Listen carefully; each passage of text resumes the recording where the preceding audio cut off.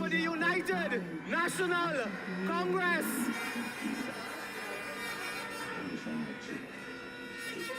Political leader, the Honorable Kamla Prasad Bissessa and Dr. Gregory Bissessa, parliamentary colleagues, members of the executive, candidates, officers of our party, supporters of our party, supporters of the PP, supporters of the Oilfield Workers Trade Union and other trade unions in our coalition this evening. I want to recognize all of you and to greet you. Our friends, our family, our activists in the United States, Canada, CARICOM region, North America, and Europe listening to us tonight. We can feel it in our bones. Victory is ours. And it is. And Christine Kangaloo will have to generate a call to the Member of Parliament for Siparia to invite her to take the oath of office as Prime Minister of the Republic of Trinidad and Tobago. My brothers and sisters, the writing is on the wall. The PNM will fall. The writing is on the wall. The PNM will fall. No amount of election gimmicks and Mama Guy will help them this time. None. You hear Stuart Young, the Prime Minister for a day. He was Prime Minister for a day and dissolved the Parliament. That's the only thing he do, he dissolved the Parliament. Brothers and sisters, after 9.5 years of incompetence, inefficiency, wastage, corruption, they're talking now about creating a Ministry of Efficiency. You ever hear rubbish like that? When we were in office, Kamla Prasad Bissessa, Tim Gopi Singh, we built 100 schools. The Ministry of Education was a Ministry of Efficiency.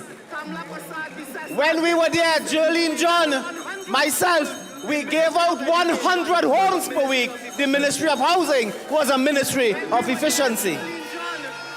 When we were there, we built 9 police stations. The Ministry of National Security was a Ministry of Efficiency. We built 4 hospitals and started 2 more because the Ministry of Health was a Ministry of Efficiency. We don't need a Ministry of Efficiency. Under a UNC government, every ministry is a Ministry of Efficiency. We don't need a Ministry of Efficiency. And we did all of that because we had men and women of competence, men and women of skills and expertise. We didn't have Fitzgerald Hines. You know they moved Fitzgerald Hines, huh? The most incompetent minister this country ever seen. They move him. They put him in the office of the Prime Minister. I understand his office is a broom closet. And in the closet with him is 2 mop, a broom, and a Clorox. They put him in a broom closet in the office of the Prime Minister, hiding him away from the people. But you must remember 5,000 murders over 9.5 years under Hines, Stuart Young, and Rowley. Don't forget that. Saddam told you recently they took your taxpayers' money. You cannot get insulin in the hospital. They take thousands of dollars to buy FET tickets for a PNM FET. Brothers and sisters, remember that. Remember that. Today, I want to tell you quickly about a major scandal that has erupted in this country.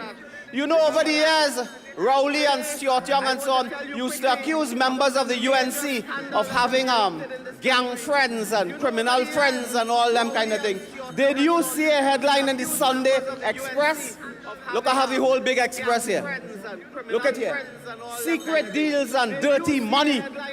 This is a headline in the Sunday Express. This headline, I don't have time to read the article for you, but this speaks to the involvement of a high government official with very notorious, allegedly criminal elements across the continents of Europe, North America, and elsewhere. A minister, an official of government linked to notorious characters in deals. Do you know a few minutes ago, just about 2 hours ago, a minister of government by the name of Adrian Leonce, he is the Minister of Housing. He issued a statement He said, in case all you're wondering is me. He is the Minister of Housing. He said, in case all you're wondering is me. I am that person. Minister Lyons was handpicked by Stuart Young. His first job was appointing a cabinet.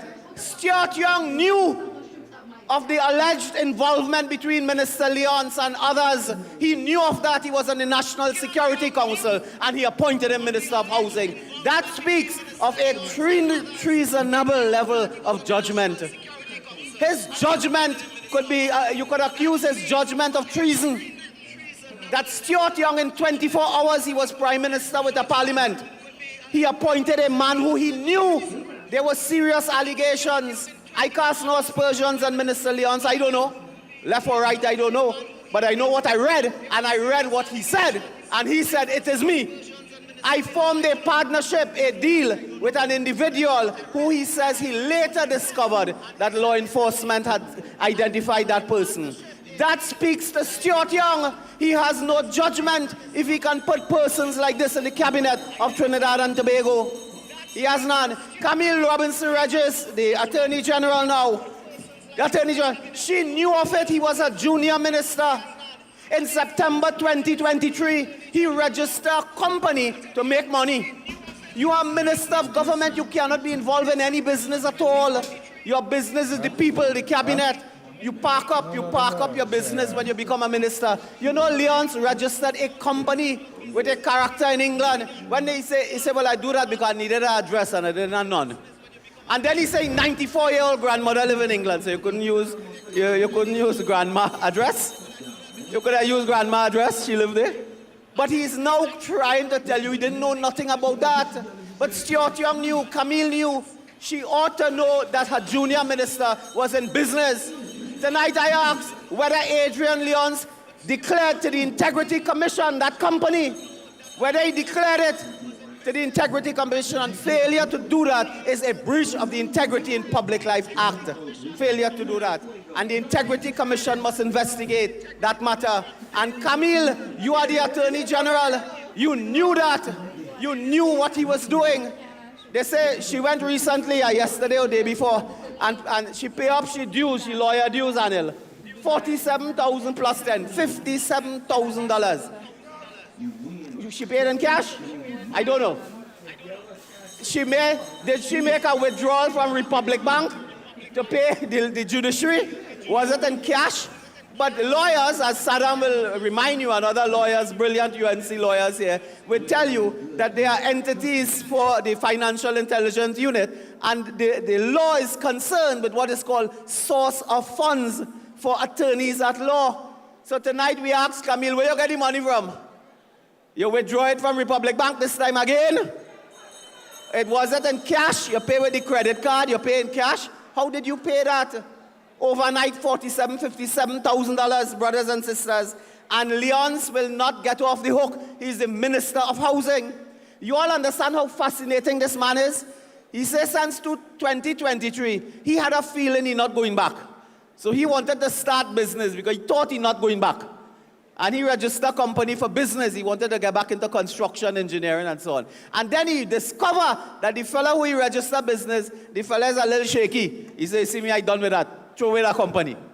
These are fellows who run in your country, my country. We cannot have that, brothers and sisters. So for this election, April 28, we have to mobilize. I call upon you. Mobilize your home. Mobilize your street. Mobilize your village. Mobilize your community. Mobilize your society. And come out overwhelmingly and vote for the United National Congress.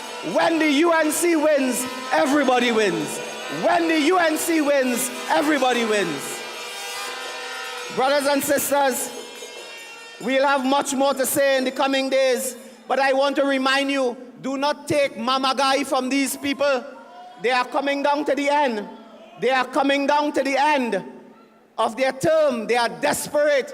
They will come back and talk about the UNC term and what we do and what we didn't do. As Philip Watts told us the other night, we are taking that tonight. We're not taking that. The UNC served for 5 long years. We built Hospitals, community centers, schools, universities. When you drive this country, everything you see of major infrastructure is the United National Congress. Everything, everything. Everything, man. When you are in San Fernando, this is San Fernando. I born and grew up in San Fernando. I never come to Naparima, but I born and grew up here. I knew how to come Naps one day, to talk. So brothers and sisters, San Fernando, the last time San Fernando had a major development project was the San Fernando Teaching Hospital by up on the promenade there, high up. That's the last major project. 10 years now they're talking about a waterfront project, a stone throw away from here. If you go there now, you see 2 stray dogs and a crapo. Grass growing on the highway. Fellas just come out in the evening to play small goal on the highway. They have done nothing. Faris Alwari moves around with a big towel in the pocket and pump up chests and so on. Talk about the waterfront project. There is no waterfront project. Nothing has happened. The same fella who's selling bake, a buljol, a fry egg, and Milo, he's still there now and he was there 40 years ago. There is no development in San Fernando, no facilities. Look what we did. We built a hospital in San Fernando, and we were not the MPs and so on then, not all. We didn't have everything then. So brothers and sisters, I want you to remember, tell your family, your friends, when the UNC wins, everybody wins. We built sporting facilities. We built it all. Today they are getting desperate. Saddam told you about the Fed tickets. There's another letter circulating, on Plipdeco, in which the chairman of Plipdeco it is alleged, I think is a woman, she's telling people, push projects, do this project, do that project, because we have to make the PNM look good. They are saying the letter is fake, but how we know the letter is fake? They sell PNM ticket, they buy PNM ticket and telling me the letter fake. They are party group, Plipdeco, and tonight we want to call them out. Their time is limited, is coming to an end, and they must resist the temptation to do the dirty work of the PNM. On that note, I want to remind you, brothers and sisters, that the security infrastructure has also collapsed. The fire services, if you go to Mayaro, we built a brand new fire station there. Don't have a single fire brigade, nothing there, nothing. If you go to Pinal, brand new fire station, not a single working fire appliance. If something happens to people in Mayaro, where the fire truck coming from? Where? It has to come from Arima to go Mayaro. That is the sorry state that we exist today. So brothers and sisters, our message tonight is clear. We must vote for the United National Congress. All candidates of the UNC, all candidates of the People's Empowerment Party, all candidates of the Coalition of Interest, we must vote for them to have an overwhelming victory at the polls. Long live the United National Congress. Long live the people of Trinidad and Tobago. Long live Mrs. Kamla Persad-Bissessar. Thank you and God bless you.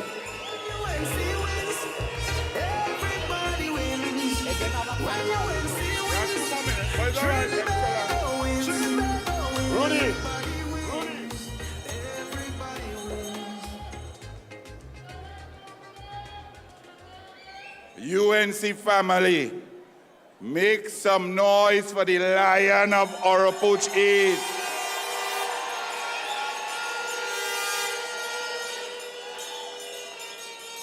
Kamla Persad-Bissessar, the UNC, and the Coalition of Interest have the PNM so rattled. The PNM bullying PNM, PNM firing PNM, Rhoda run off the air because Colm getting bullied, because Small Pen bully Colm, Foster get bullied and lost Gadsby. Everybody bullying, and then Marvin and Scotland just sitting down laughing and liming together. We do not accept bullying. When you hear a story about Imran Khan, what we have to do as parents, as fathers, as mothers, as uncles, as aunties, as grandparents, is picture our beloved child in a school that he earned his way there to be through hard work, studying, and passing exams. Not because his daddy had money, not because his daddy donated to the school, not because his daddy was on the board. And this child, your child, my child, dress up nice, put on school uniform, go on with shoes and socks, for a small pin to bully him, not for one day, not for one incident, but for 5 long years.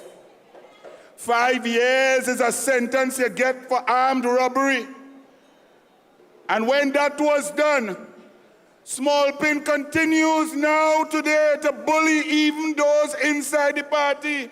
We will not let Small Pin or the PNM bully our nation, because Kamla Prasad Bissessa, the OWTU, the PEP, the Coalition of Interest will defeat the bullies. The people will defeat the bullies.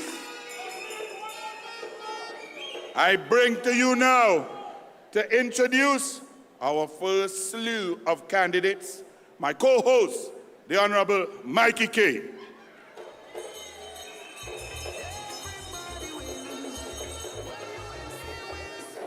Thank you, Anil. Thank you.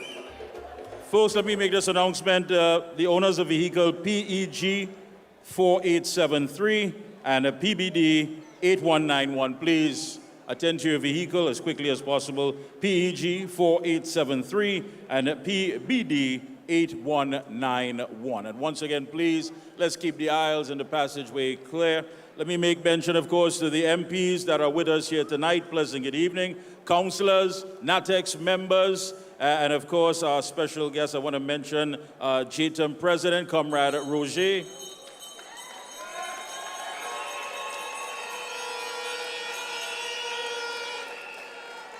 Professor Selwyn Kojo.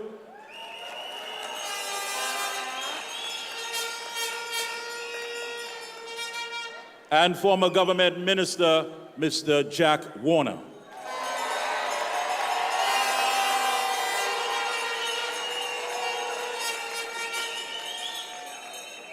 Yes, indeed. Well, folks, let's start with our first candidate this evening. Is anyone here from Barataria, San Juan? Is Barataria, San Juan representing? All right, Barataria, you're talking about a man who's a fearless and fiery advocate for the people. UNC family, please put your hands together for our UNC candidate for Barataria, San Juan, Saddam Hussein.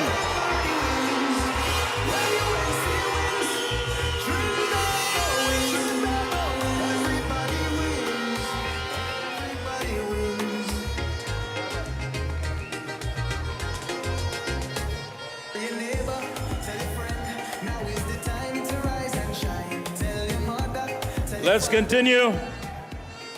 Anybody representing Chaguanas East? Chaguanas East. Make some noise for your candidate, Vandana Mohit.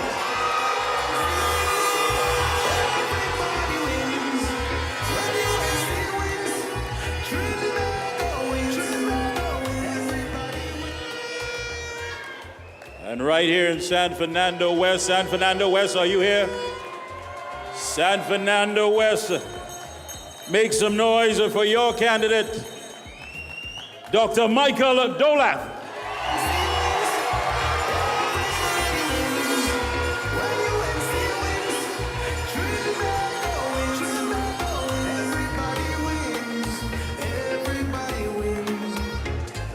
San Fernando East. San Fernando East. Oh, you know this young man. You know this young man. He's popular. Gotta hear some more noise than that. Give it up for the man, John Michael Ali Bokas.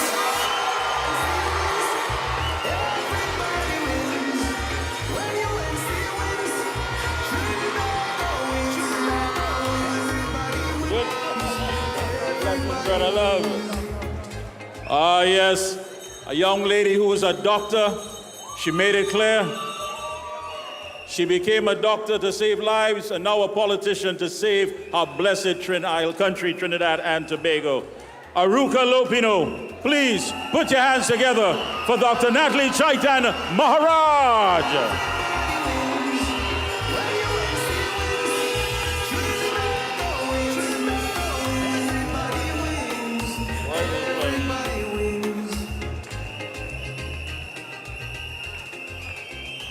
And assistant coach, a man who is always involved with the young people in sports, Trin City Maloney. Make some noise for your candidate, Richard Smith.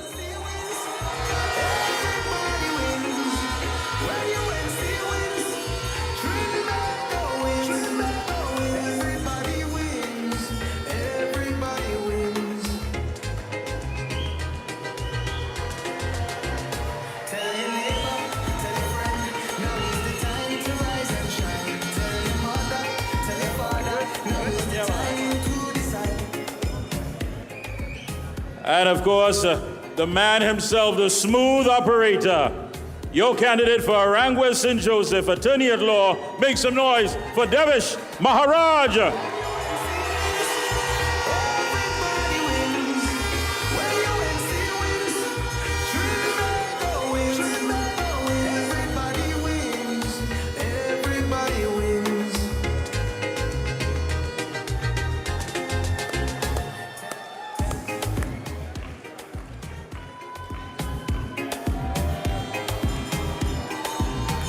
Yes, my brother.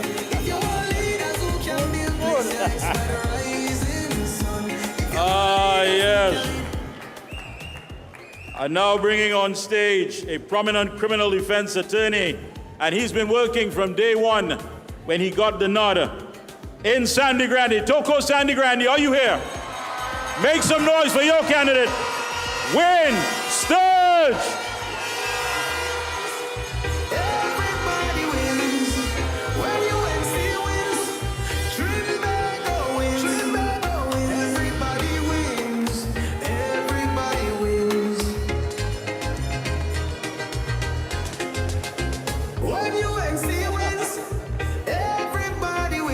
All right, folks, let me hand you back over to my co-host, Senator Anil Roberts. You know the funny thing? I'm listening to some of them PNM campaigning. Small Pin start off, well, now I'm going to reform education. Bolle wasn't in charge 9.5 years. I'm going to bring technology for agriculture. Where you was for 9.5 years while your brother company was getting $5 billion. Oh, he's going to come now to prevent bullying, but you're bullying your whole life. Our next one going up in Kamuto Manzanilla, a PNM, you know, in a red jersey.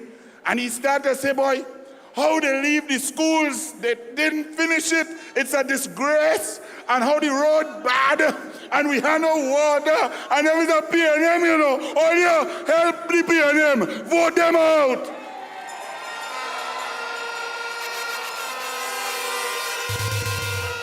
Kamala Prasad Bisesa, they tried to bully her as Prime Minister from inside and outside. The PNM mass media tried to bully her and never gave her praise. As leader of the opposition, they tried to bully her. Rowley tried to bully her. Smallpin tried to bully her. Imba tried to bully her. And she stands strong in their face by herself, showing them who is real leader. We stand with Kamala. We stand with our woman, and a strong woman who works harder than any human being. I thought I could work hard because I swimming for this country since 1977, waking up and training at 4:45 a.m., then going to school and training again in the afternoon, plus doing football. But when I meet this lady, I just duck, I just hide sometimes, because this lady don't stop. She believes in her country. She believes in Trinidad and Tobago. She believes in her party. She believes in her leader. And she works for you, the people. Please welcome the Honorable Deputy Political Leader, Jolene I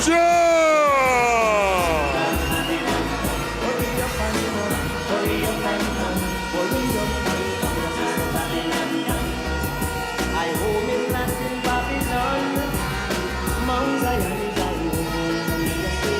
Any day from now, I calling on Rastaman, no one will I and I know. Hurry up and come, hurry up and come, hurry up.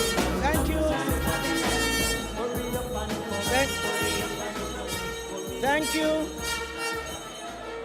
Thank you. Honorable political leader of the Great United National Congress, Mrs. Kamla Prasad Bisesa and Dr. Bisesa. Members of Parliament, senators, chairmen, councillors, our coalition of interest partners, United National Congress candidates, UNC thousands in the building, UNC thousands outside the building. LHT is here. Citizens of Trinidad and Tobago locked on the various media, welcome. Welcome to the biggest, baddest, boldest party in the Caribbean, the United National Congress. Welcome. Cameraman, turn the camera outside and let us see. Let them see what the UNC looks like. UNC, turn to the person next to you and tell them, yellow is the code. Yellow is the code. Look at people.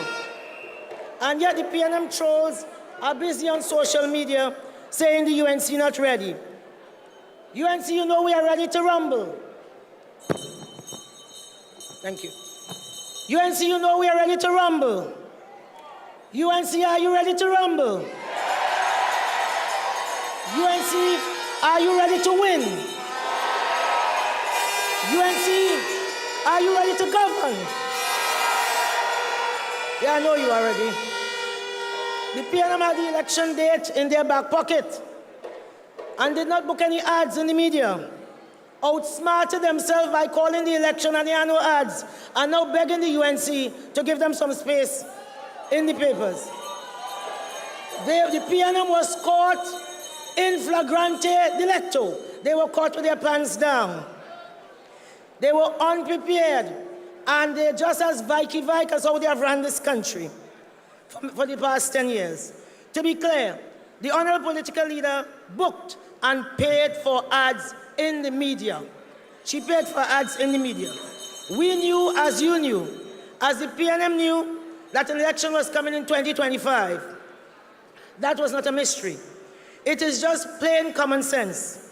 And that is how Kamla Prasad Bisesa ran this country and how she will run this country when she becomes Prime Minister again and is sworn in on the 29th of April, 2025. Kamla Prasad Bisesa is solution-oriented.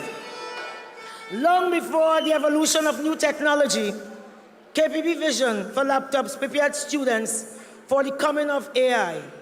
Long before the global pandemic hit, healthcare was at the forefront to mitigate against deaths and to alleviate the suffering of our people.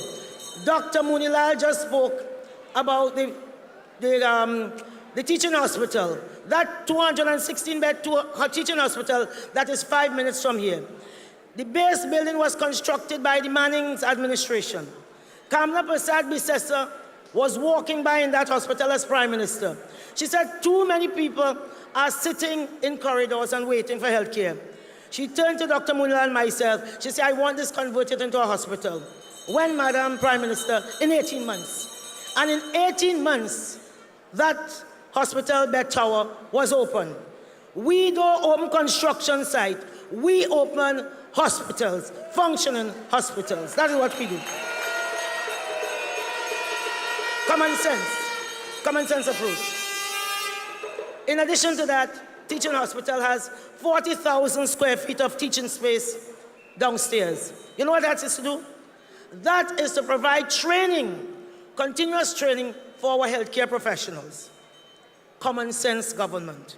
The next step was to convert the existing hospital into a global center of excellence for healthcare. And we were supposed to build a new tower, a new global center of excellence again in terms of a new hospital for the people of San Fernando. And I know after the next election, that will be very high up on the agenda. So be not afraid, be not afraid. After 10 years of the PNM, no new businesses, no new investment, no additional hospital beds, 10 years of your life wasted. Stuart Young was glued and tattooed to Rowley side for 10 years as he sobers, now behave as if he just landed from Mars and he landed on Henry Street. You know, now we from Henry Street. People are vexed when we say he say from Lal Bihari Trace, but it's what he say. We just repeating what the man said. Suddenly, he has found his roots. Next thing he gonna say he like Chicken George. He today talks about understanding the struggles of single mothers, like we all didn't see him in the hospital, in the parliament, sneering at our opposition leader when she spoke about giving mothers $500, mothers who are working for under $3,000 a month, $500 per month for 1 year to alleviate their own burden of feeding their child. He said that is populist politics. You see, Stuart Young doesn't know about being hungry. The opposition leader said at the time, she said, I read a newspaper report about the arrest of a poor, desperate mother. She had stolen baby formula in a grocery to feed a hungry child. It broke my heart and haunts me to this day. That is a leader with heart. That is a leader that we need. That is a leader that we want. And that is a leader that we must have. We must have that leader on the 28th of April, 2025. For Young, it is populist politics. He does not understand that the $500 monthly, what it means. He doesn't know what it means for a mother not to eat a meal so her child could eat. He doesn't know what she forgoes so her child could go to school. You see, when he wakes up in the morning, he doesn't hear the baby cry. The sugar pan empty and the milk bottle is dry. Young don't know poverty is hell. He doesn't know. And does he deserve to be our prime minister? You see, he comes from a privileged background, and that by itself is not a crime. But his complete disconnect from the people is what troubles me. He admits it. He said, I'm not connecting. So he in turn giving everybody high five. And if you see a poll, Dr. Munina might say that he go hug the poll and all. Suddenly Stuart Young giving out hugs all over town. Them black boys no longer criminals. They are no longer criminals. He giving them high five now. He has never known the hardship of single mothers struggling to feed their children, young men trying to escape a life of crime, or families living from paycheck to paycheck. Even the PNM Eric Williams was credited to have said, he said, they tell me to go to John John, because John John had too much bad John. But when I went to John John, all I saw was poor Johns. Eric Williams understood, just as Kamla Prasad Bissessa understands. She knows your pain. She is one of us. She knows. This guy is disconnected. He cannot connect the dots. And just as Martin Luther King said, it is all right to tell a man, lift himself by his own bootstraps, but it's a cruel jest to say to a bootless man that he ought to lift himself by his own bootstrap. UNC, that is why we are the United National Congress, a party of heart, a party of empathy. We help everybody. And we say in the house of the rising sun, there's a room and a space for everybody. Welcome, welcome, welcome. I want to specifically speak to my brothers and sisters, sons and daughters in the audience, and those watching on the various media. Honorable political leader, last week in Brazil, 100 young people came from MOVA. They probably never voted for the UNC. Tonight, the 100 young people from MOVA are here again. I know they can't get in here tonight, but they're outside. They are here again. They are telling us that they refuse to vote the way their mother votes, the way their grandmothers vote, because they know, look at the communities in which they are operating. Look at the infrastructure in these communities. Look at the lack of job opportunities in these communities. Look at the performance of the primary schools in these communities. Look at the performance of secondary schools in these communities. Look at the crime rate. Then ask yourself, why should you vote for the PNM? They do not care about you. They only care about your vote. I agree with Alwari. The glass ceiling is now broken, but it is not only broken for Young. It is also broken for all of you PNM. You are free at last. You are free at last. Thank God Almighty. You are free at last to vote for the United National Congress. Vote for progress. Vote for progress. Vote for aspiration. You vote for progress. You vote for progress. You ask yourself, was my life better off under the United National Congress? Did your kids get laptops in school? Did the economy grow? Did you get Forex easily? Did you have access to good paying jobs? Did Dr. Munilal every week put 100 keys in your hand? Did he do that? You understand? You know, if he is a soul man, you know, and you see he come up and you start to sing, I'll take you there, and Mooney strutting, and he put in a key in your hand, and you can go into that house in the afternoon. We don't mama guy and mimic with people. So, the country faces a dire crisis, spiraling crime, economic hardship, etc. And we must make the contrast, because in the wall-to-wall PR campaign and media makeover of Young, who states that he's told he does not connect, he has displayed a blatant disregard for democratic principles and treated citizens with arrogance.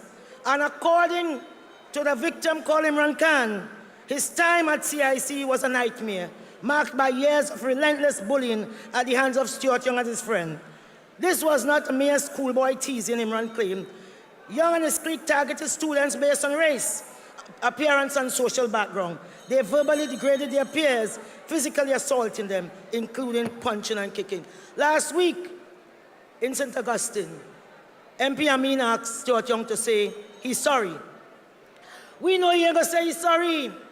So tonight, from a UNC platform, we UNC will tell Imran we are sorry. Imran, we are sorry. Because when we dream about the type of person we want our Prime Minister to be, I am sure this is not what our young boy or young girl envisages. As a country, this is not what we should reward. We have learned over the last 10 years that what you could see in the day, you don't take Bull de Fay in Tobago, we say Bull de Fay in Tobago, or let us wait picture a lamp and go and look for it in the night. We should ask Mr. Khan prior to now if Mr. Young ever reached out to him to apologize. To the best of my knowledge, he has not. So Imran, we are sorry. Young arrogance and bullying reached new heights when during a parliamentary session, because you know what they're saying? He was young. It was 33 years ago. But we saw him in full effect about 3 months ago in the parliament, because that is why you want to get rid of social media. You see, the traditional media giving him a blight. They are giving him a free pass. This Imran Khan spoke about what happened to him. They write one word about it. Not one word did they write. It is the United National Congress who has to stand in the gap for Imran Khan and others such as Imran Khan. The man on plain sight was demeaning to women. He's demeaning to those he feels are less than him. Stuart Young has shown us who he is, and we should believe him. We should believe him. It was the first time, it's the second time. Enough now is enough. Trinidad and Tobago, we have allowed so many incidents of injustice to go unchecked and unresolved.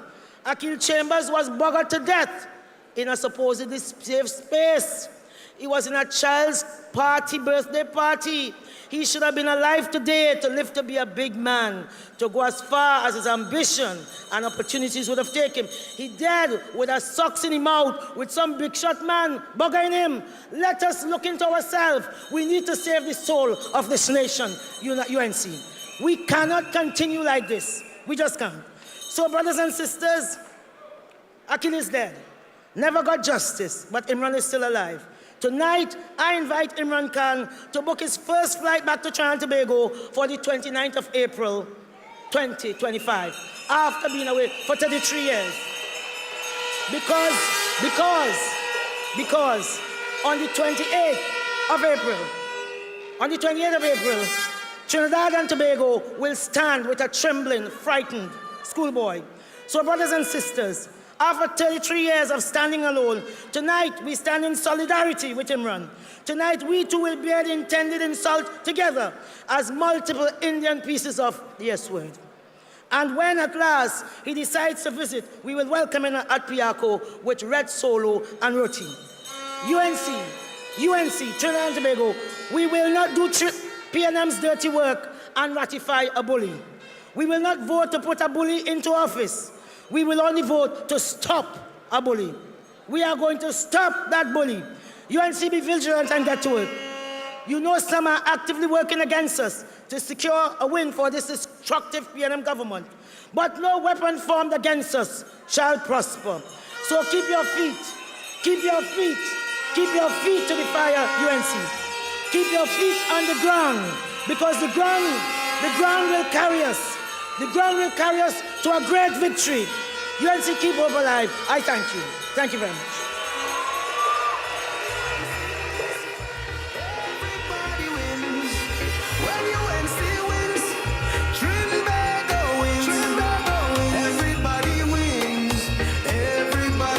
Yes. Another round of applause for Deputy Political Leader and Senator Jerlene John. And please, the driver of PBS 7345, that number PBS 7345, you need to attend to your vehicle immediately. Immediately. All right. Let me bring up, of course, my co-host who's going to give you our next batch of candidates for this evening. Anil.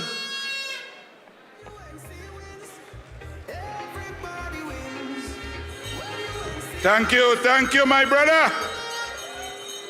You know there's a serious thing, election is a serious thing. Look, Dr. Tim Gopi Singh there. He spent 35 years getting smarter to be a specialist gynecologist. Yeah, George Bovell to be an Olympic champion.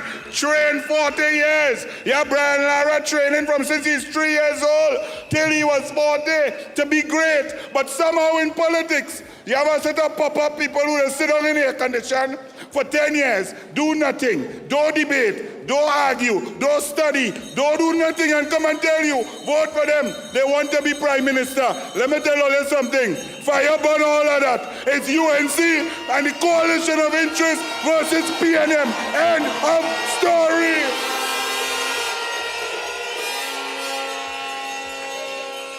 And next one in a tight short pants bowling, he going for 15 seats.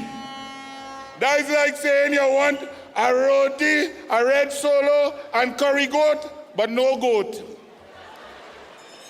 Ladies and gentlemen, our next batch of winning candidates for the United National Congress and the Coalition of Interest coming to you. He's going to foster some good feelings. He's going to bring back hope and love into the constituency. He is a man who come in with current. Come and welcome Mr. Philip Watts, the next MP for Lahokata Talbaro.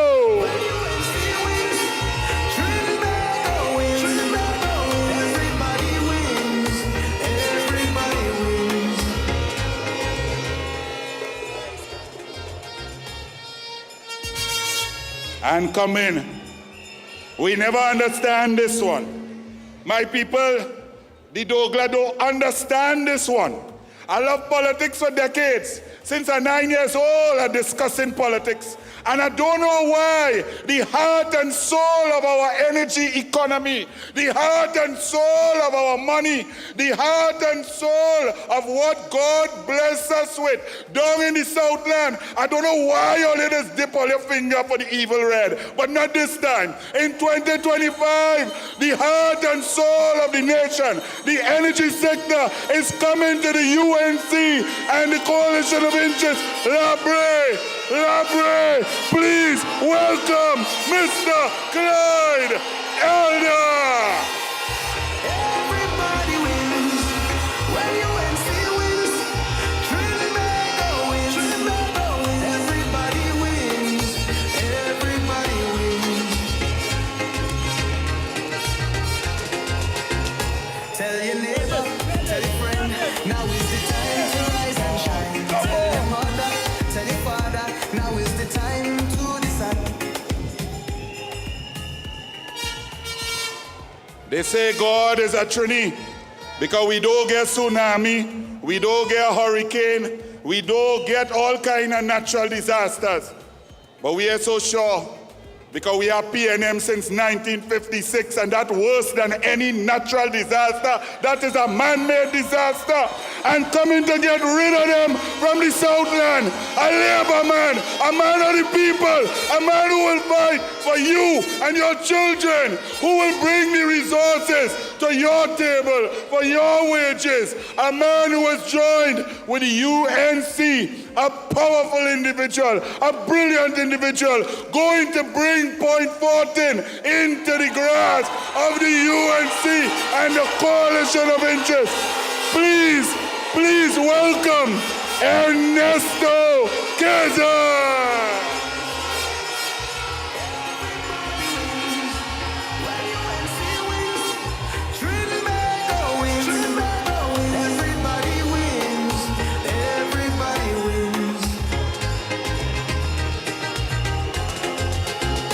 Tell your neighbor, tell your friend, now is the time to rise and shine. Tell your mother, tell your father, now is the time to decide.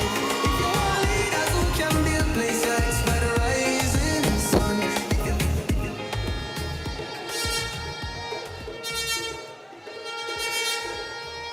And we're going down into Diego Martin. Diego Martin had the PNM Prime Minister.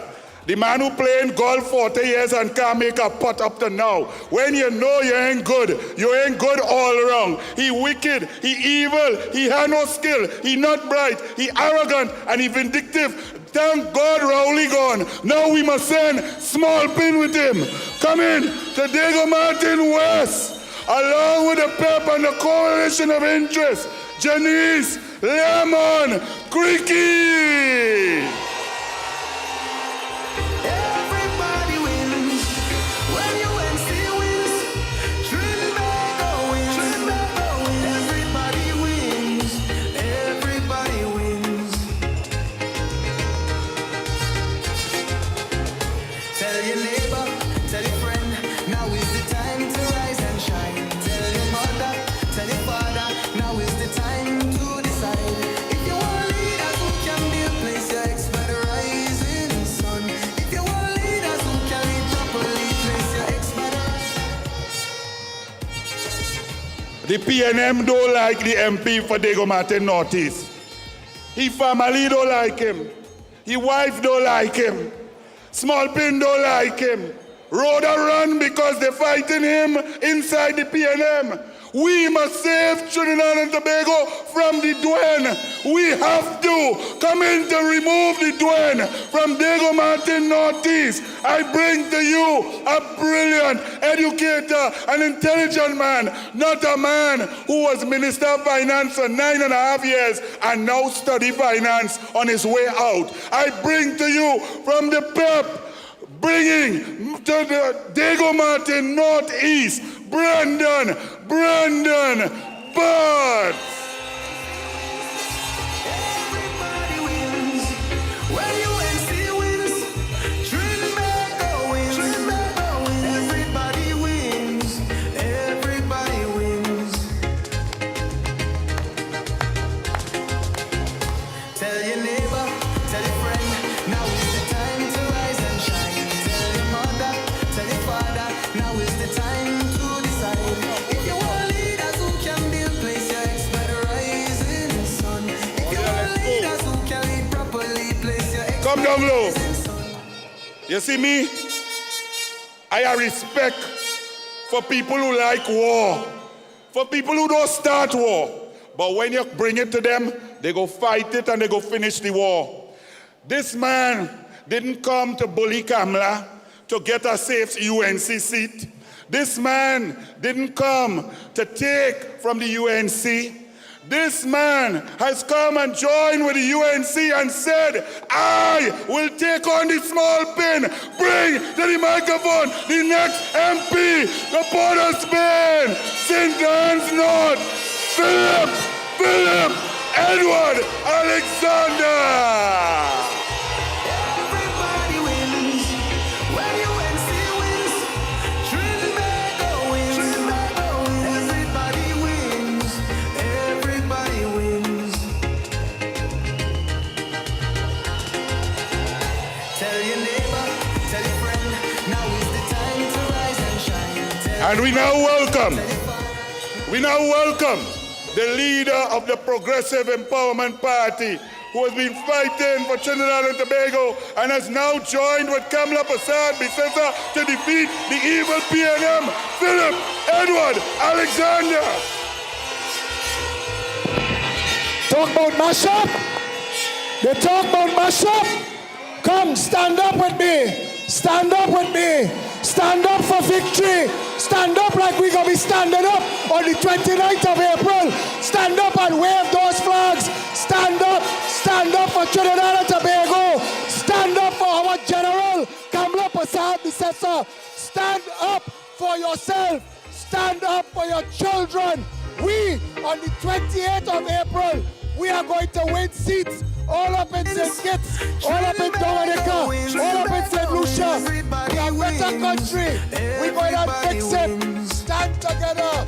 UNC, PEP, we fixing it. When UNC wins, everybody wins. When UNC wins, Trinbago. All right, folks, UNC family, please stand.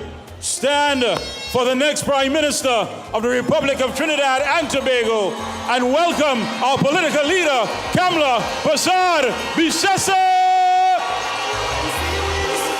Everybody wins.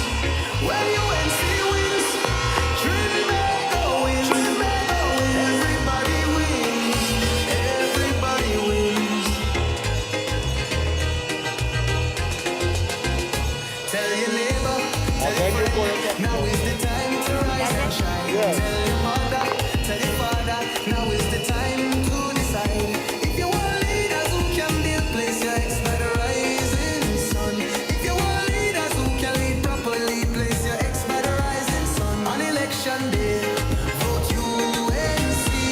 One love, one team, one hope, one dream. On election day, vote UNC. One love, one team, one hope, one dream. When UNC wins, everybody wins. When UNC wins, Trinbago wins. Everybody wins. Everybody wins. Vote for peace, vote for love, vote for hope, vote for change. When UNC wins, everybody wins. When UNC wins, Trinbago wins. Everybody wins. Everybody wins. When UNC wins, everybody wins. When UNC wins, Trinbago wins. Everybody wins. Everybody wins. Tell your neighbor, tell your friend, now is the time to rise and shine. Tell your mother, tell your father, now is the time to decide. If you want leaders who can build places by the rising sun. If you want leaders who can lead properly, place your ex by the rising sun. On election day, Wait. UNC, one love, one team, one hope, one dream. On election day, vote UNC, one love, one team, one hope, one dream. When UNC wins. All right, DJ, as the next Prime Minister takes a seat, please allow her to take a seat. We have to keep the program rolling. This crowd inside is huge. Make some noise! And the crowd outside is even bigger, 3 times louder. Outside, make some noise!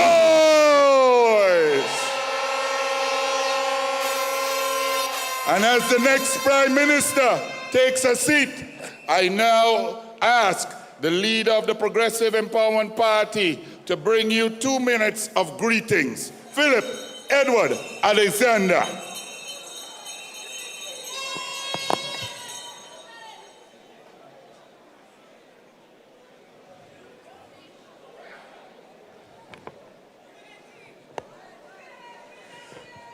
to the Honorable Kamala Prasad Bissessa, Senior Counsel, good evening on behalf of all of us. Good evening, ma'am. And I have said repeatedly to the media when they try to play games with me to say, what about this? What about that? I told them on Sunday, this is an army. She has assembled an army. We are going to war to rescue Trinidad and Tobago. We are going to war. She is the general. When she said go, we go. And I would like tonight to offer an official salute to the general of the Coalition of Interest. Join me in saluting our Kamala Prasad Bissessa. Well done, ma'am. Well done.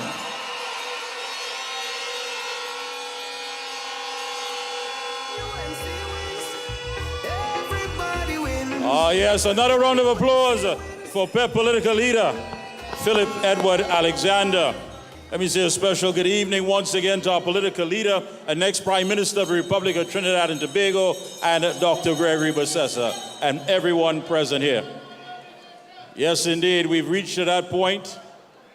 I want you to put your hands together and welcome a man who is very outspoken, a man who can no longer take the, should I say, scant courtesy and disrespect by the man and abuse by the man who walked away. Promises were never kept, and it was never about the interests of the people of Trinidad and Tobago. Please, UNC family, put your hands together and welcome our comrade from the labor force, JTEM President, Comrade Ansel Roche.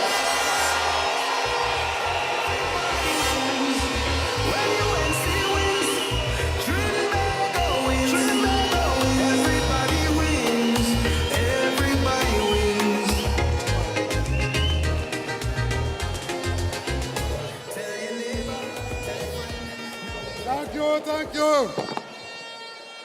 Thank you, thank you.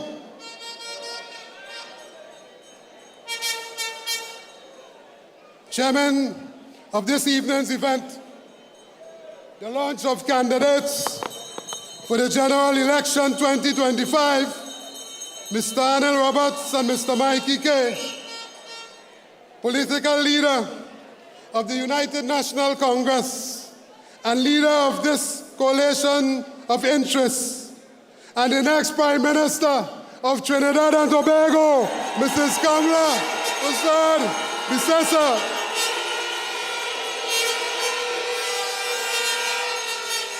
Members of the National Executive of the UNC, other leaders of the coalition of interests, and leaders of the various trade unions, candidates for the 2025 general elections, and special recognition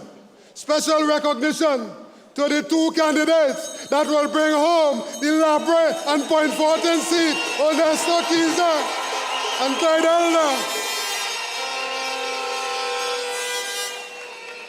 His Excellency, Mr. Jack Austin Warner, and His Excellency, Professor Selwyn Kojo. Sisters and brothers, comrade all, good evening. This evening I stand here as a proud member of this coalition of interests. But I want to tell you that the trade union movement has an interest to protect and advance, and that interest is the working class interest. Among other things, that interest is also about ensuring a safe work environment for workers and ensuring that they get a fair day's work. For a fair day's work, they get a fair day's pay. We in the trade union movement have an interest to ensure a decent standard of living for all, not just for the workers, but that interest also includes defending the poor, the unemployed, the vulnerable, the masses, and those without a voice in the society. The working class interest is also to ensure that everybody gets an equitable share of our country's resources. And therefore, when we were invited by the honorable leader of the opposition to have meaningful discussions about the workers' issues, we accepted the opportunity to advance the workers' interests. Because to do otherwise would have been irresponsible and reckless of us. But I want to tell you this evening that in advancing the workers' interests, we have been meeting with the UNC for approximately 2 years. Trinidad and Tobago don't know that, but I want to reveal that this evening. We have been meeting with them for over 2 years. And what? To develop a workers' agenda.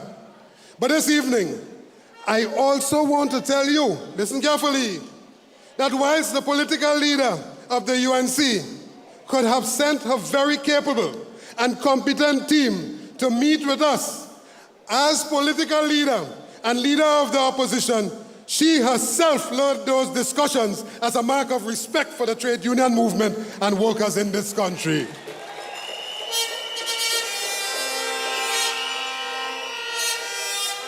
I am happy to announce to all of you gathered here, and by extension, announce to the country that we have come to an agreement on a workers' agenda. The same workers' agenda which Mrs. Kamla Persad-Bissessar, as leader of the opposition, included in her response to the 2025 budget in the Parliament last year. Now permit me to share with you some of the highlights contained in the workers' agenda. Pay close attention. The commitment to create a living wage to ensure that all workers can earn a wage that would allow them to live a life with dignity and adequately take care of their family. The commitment to end the proliferation of contract work in the public service, in statutory bodies, and state enterprises.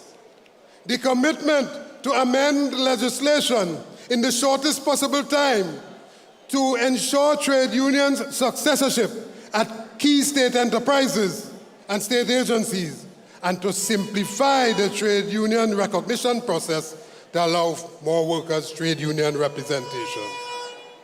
The commitment to improve all outdated labor legislation, including the Retrenchment and Severance Benefit Act. Many workers have gone home. Many workers have gone home since this Rowley and Stuart Young-led government were in power. And today, over 3, 4, 5, 6, 7, 8 years, they have not received any severance benefit. The Workmen Compensation Act, the OSH Act, and also the Industrial Relations Act. The commitment to make corporate manslaughter a criminal offense.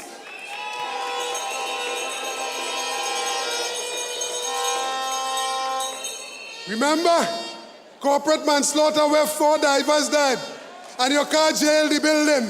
Well, when this law change, you will jail all of those who are responsible for the death of the people, of the workers. The commitment to begin engagement with the respective trade unions aimed at providing a contributory pension plan, note this, for daily rated workers to allow them to live a life of dignity after retirement. Not only Stuart Young and Rowley deserve a good pension, workers deserve a good pension too.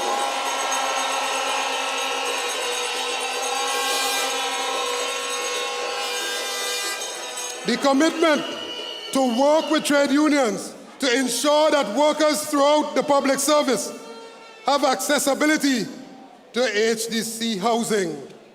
The commitment to preserve COLA for workers where it presently exists in their collective agreement based on the collective bargaining process. The commitment to improve the health plan for all public sector workers. the commitment to restart the Pointe-à-Pierre refinery with the involvement of the union. Let me say that again. Let me say that again. Let me say that again. The commitment to restart the Pointe-à-Pierre refinery with the involvement of the union. And of course, while we can't talk about any percentage or where it would settle, there's a commitment to revisit the unjust and unfair 4% over 6 years and the paltry 5% over another year with absolutely no consolidation of COLA.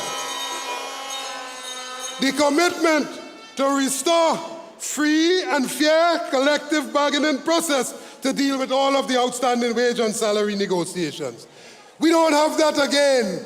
We don't have that under the PNM. What we have is bullying by the CPO to force you, bullying by the courts to force the workers and their unions to accept that unfair 4%.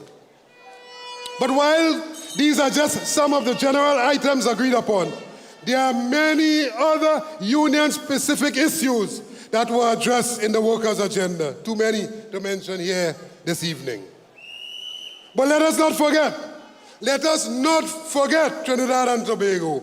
Let us not forget that for the past 10 years, Rowley and Stuart Young did not bring one piece of labor legislation to the parliament to improve the quality of life of the workers. That is how much they care about you, the workers. This evening, I want to remind all workers of this country, listen carefully, I want on this platform to remind all workers of the country that it was not Kamla who raised gas prices 7 times. It was Rowley and Stuart Young.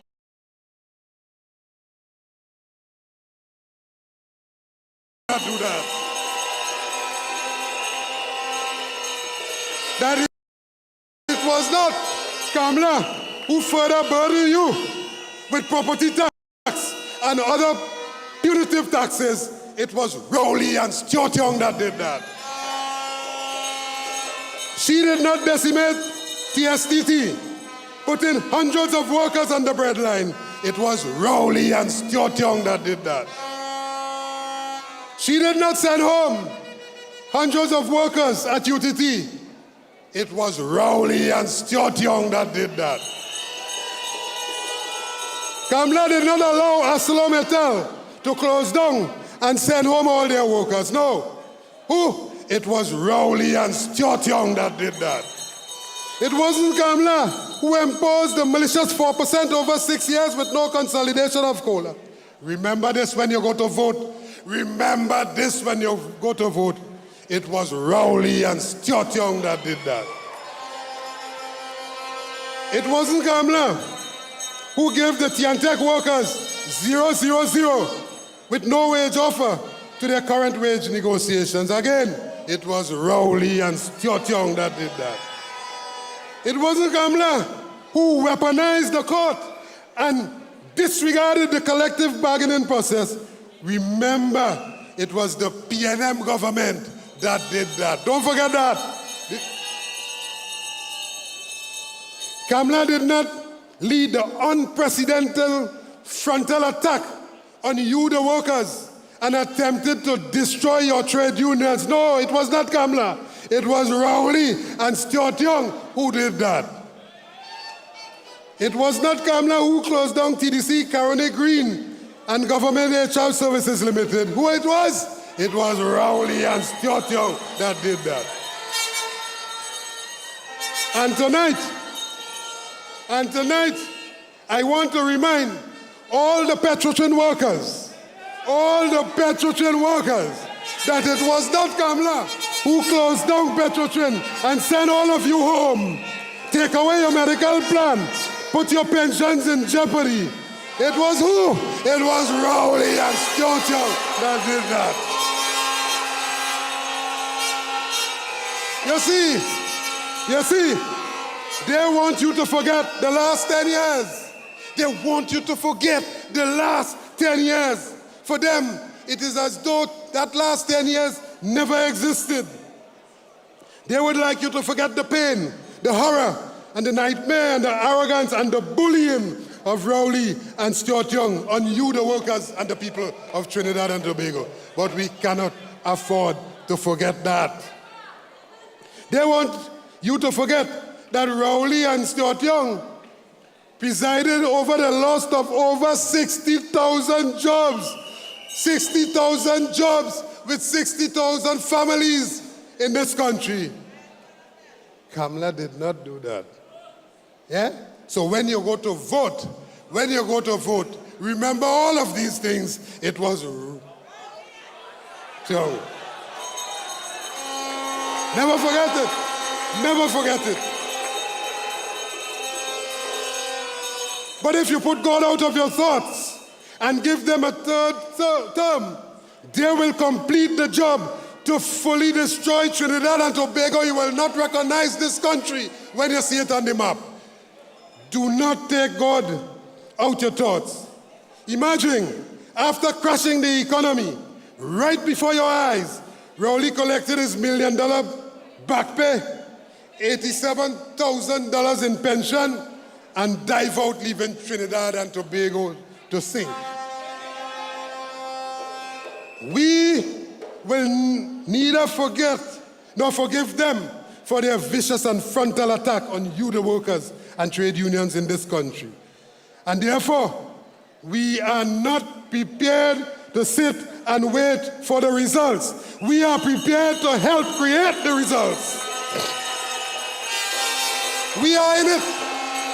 We are in it to win it. And that is why we have put forward 2 candidates. And that is why we have put forward 2 candidates, Clyde and Elder, to win the library and the point voting seats on Monday, April the 20th. Tonight, I am appealing to all workers in this country. Tonight, I am appealing from this platform, I am appealing to all workers in this country to join with the UNC and the coalition of interest, to join with us in our rescue mission to save our country, to create a better future with many opportunities, not just for you as workers, but for your children and future generations.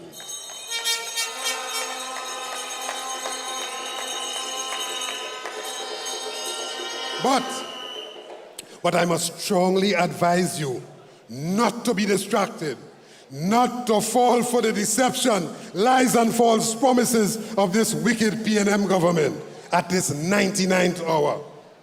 In 10 years, they have underdeveloped this country. They have taken Trinidad and Tobago almost 4 decades backwards. With absolutely no achievement to show, they will use the only weapon they have, that is the weapon of race, to divide you. But do not fall for that as I close. Do not fall for that. Let us stay united and keep our focus on winning. I also want to tell you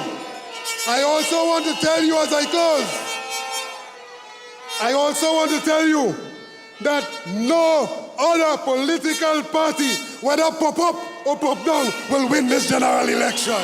No other. None. The only political party to win this general election and put this country back together again is the UNC and the coalition of interest with Mrs. Kamla Persad-Bissessar as leader and the next Prime Minister of Trinidad and Tobago.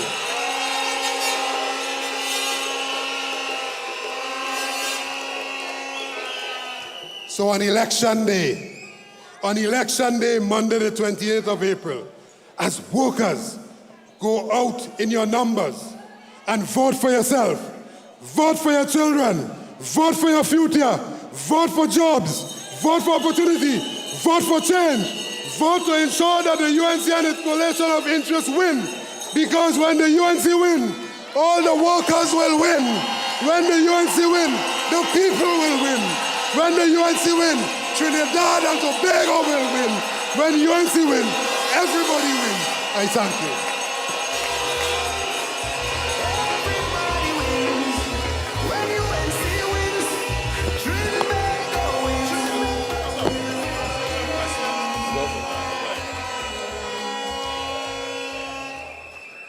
It's not Kamala who spends $600 billion and nothing working. It's Rowley and Stuart Young. It's not Kamala who had 600 recusals and all the ministers get rich. It's Rowley and Stuart Young. It's not Kamala who turned Trinidad and Tobago into a bloodbath.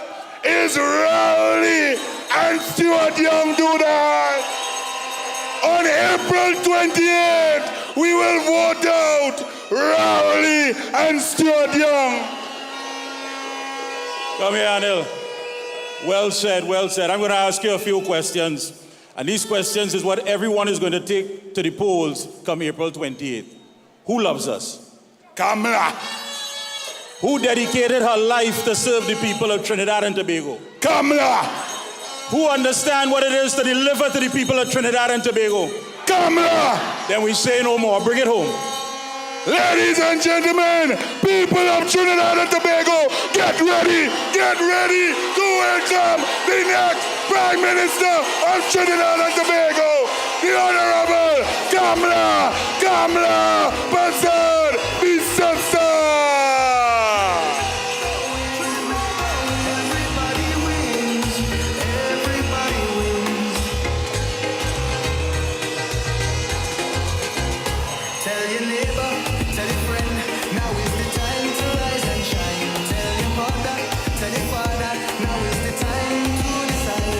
If you want leaders who can build place your ex by the rising sun. If you want leaders who can lead properly, place your ex by the rising sun. On election day, vote UNC.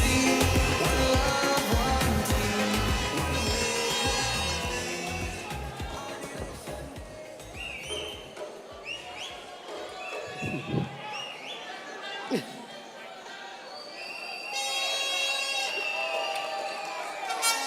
UNC family!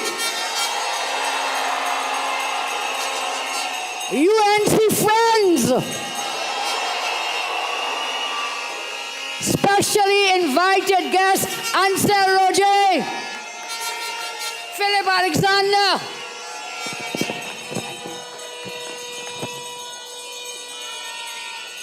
and I must acknowledge with us this evening our good friend, our partner, Mr. Jack Warner. Please welcome him.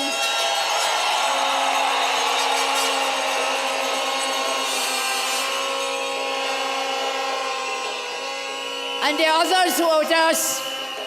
In the interest of time, I will skip all the protocols for the moment, but know that you're loved and you're appreciated, and thank you all for the support that you have given our great party and our friends. So, I start as I usually end. You have had leaders before me. You will have leaders after me. But you will never, ever have a leader who loves you as much as I do.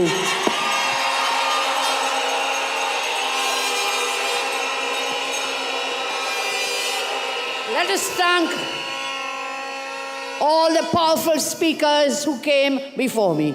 Dr. Munilal, Sister JJ, Ansel, and Philip. Thank them very much, please, for their very powerful speeches.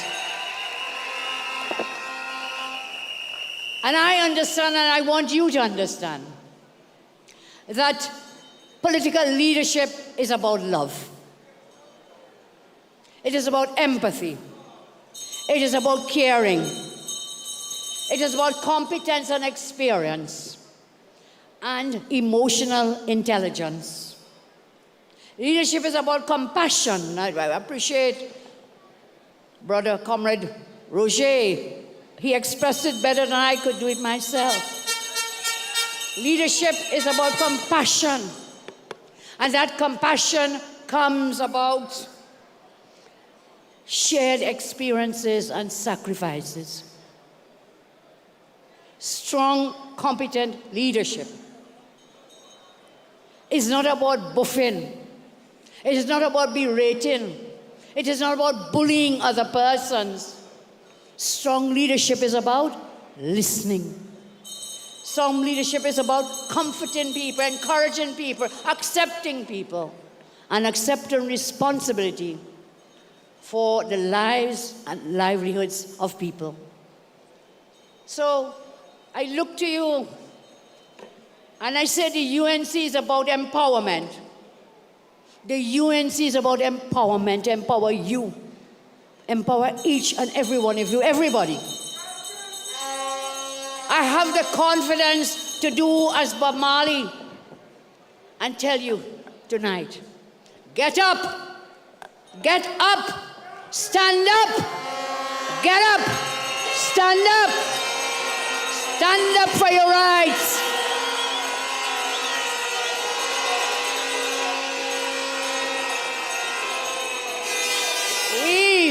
We, all of us,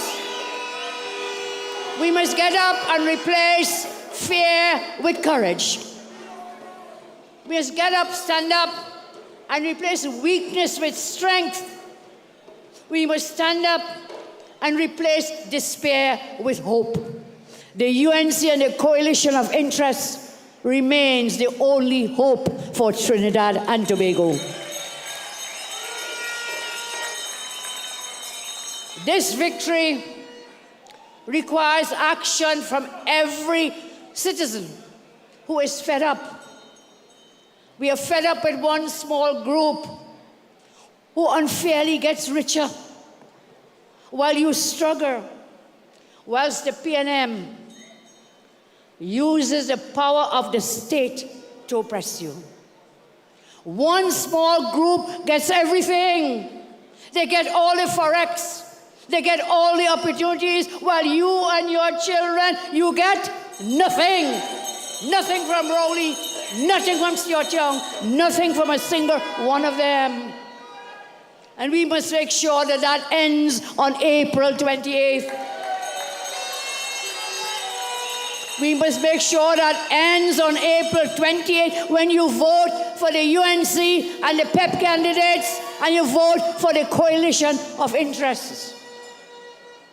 That vote is for you. That vote is for you because you deserve to win and you deserve to keep winning. It's for you.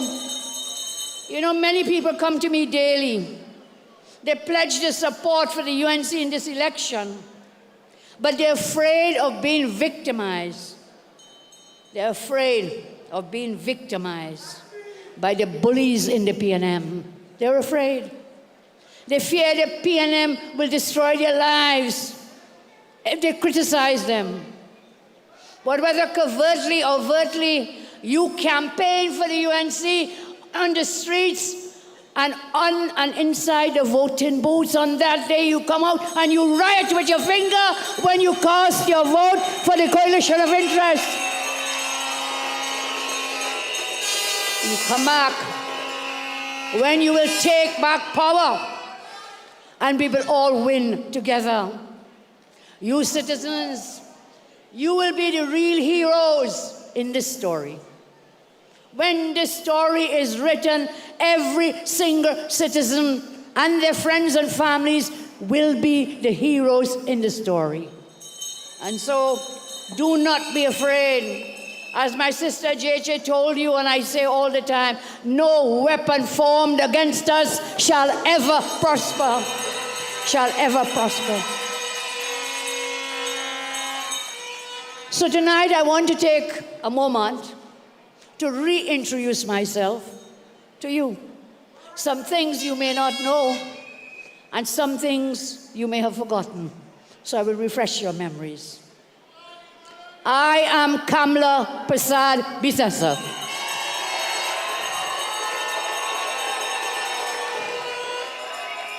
I am the proud daughter of Rita Prasad. She was a socially ostracized person coming from the lowest castes and classes. She was a garden worker. She was a housemaid. She was a shop cleaner. She was a roti seller. In fact, when I was going to school, they used to call me Roti Girl. But she made the best roti you could ever taste in all of Saparium. Roti seller, roadside polori seller, vendor, jewelry, street seller, part-time seamstress. She used to sew all my clothes. And from her I learned to sew my clothes too. Don't do it much these days because of time. But she was just a seamstress.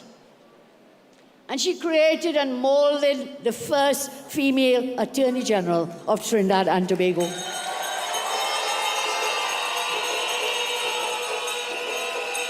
Together with my father, they molded and created the first female leader of the opposition.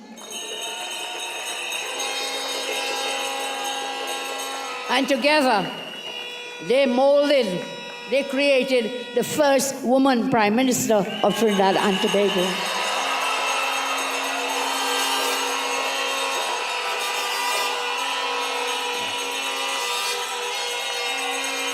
And with your help, on April 28th, I will be the second female Prime Minister of Trinidad and Tobago.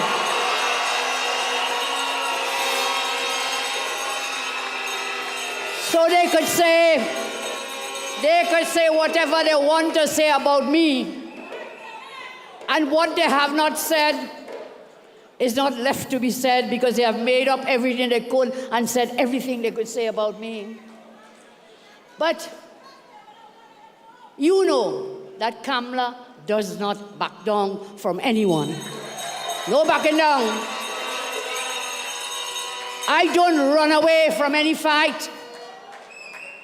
I fought this wicked, oppressive government to defend our citizens. I've done that every day since I entered into politics. My wounds are on my chest because I lead my party from the front. My wounds remain on my chest because I lead this party from the front. I have the strength and the will from my mother's blood in my veins. No one could bully me. No one could berate me. No one can break and no one can buy me. No one, no one. And no one can control me, no one at all. That's what my mother taught me. That is what my mother taught me from the pain, the abuse, the humiliation she endured in her early years. She taught me, don't crawl on your belly for anybody. Don't crawl on your belly for anyone.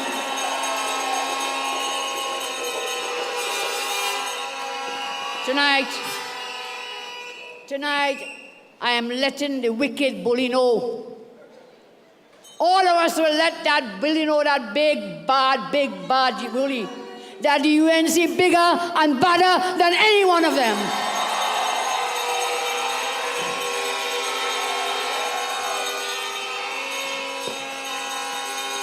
And you know why? Very simple answer. Because when the UNC wins, when the UNC wins, you win. When the UNC wins, TNT wins. So I will tell you, if I get a little emotional tonight, it's because I can feel the love coming to me. I share the love from myself, but I can feel it. And I want to thank you for that. I really want to thank you. And it is only a leader who has shared life experiences can love you and your children, because we have shared experiences. Only then can a leader truly know and understand your feelings, the pain, the ambitions, and then take decisions in your best interest. Only a leader who has worked as a waitress in England. I left Trinidad when I was 16 years old. I had to help work to pay for my schooling. I worked as a waitress. Michelle, you knew that? I don't think you knew that. You're too young. I worked as a waitress in England to help pay for my schooling. And therefore I can understand the feelings of men and women who work long hours in the fast food outlets, in the casinos, in the restaurants, in stores, and the service industry to pay for their schooling or to take care of their families and their children. I understand that. This is why whenever I go to events, people tell you, Kamla always watching for the people in the kitchen. Kamla looking for the fellas who serving the food. I see the people. They sweep the floors and I know what it is. I see them serving the meals. They pack the chairs, they clear the tables. They clean the washrooms. I see them. I see them. Let me tell you, their work is very tiring. Working as a waitress, I tell you, it was really tiring. Sometimes you felt like knocking on a customer with a plate. And you have to remain calm. My name is Kamla. Remain calm. Remain calm.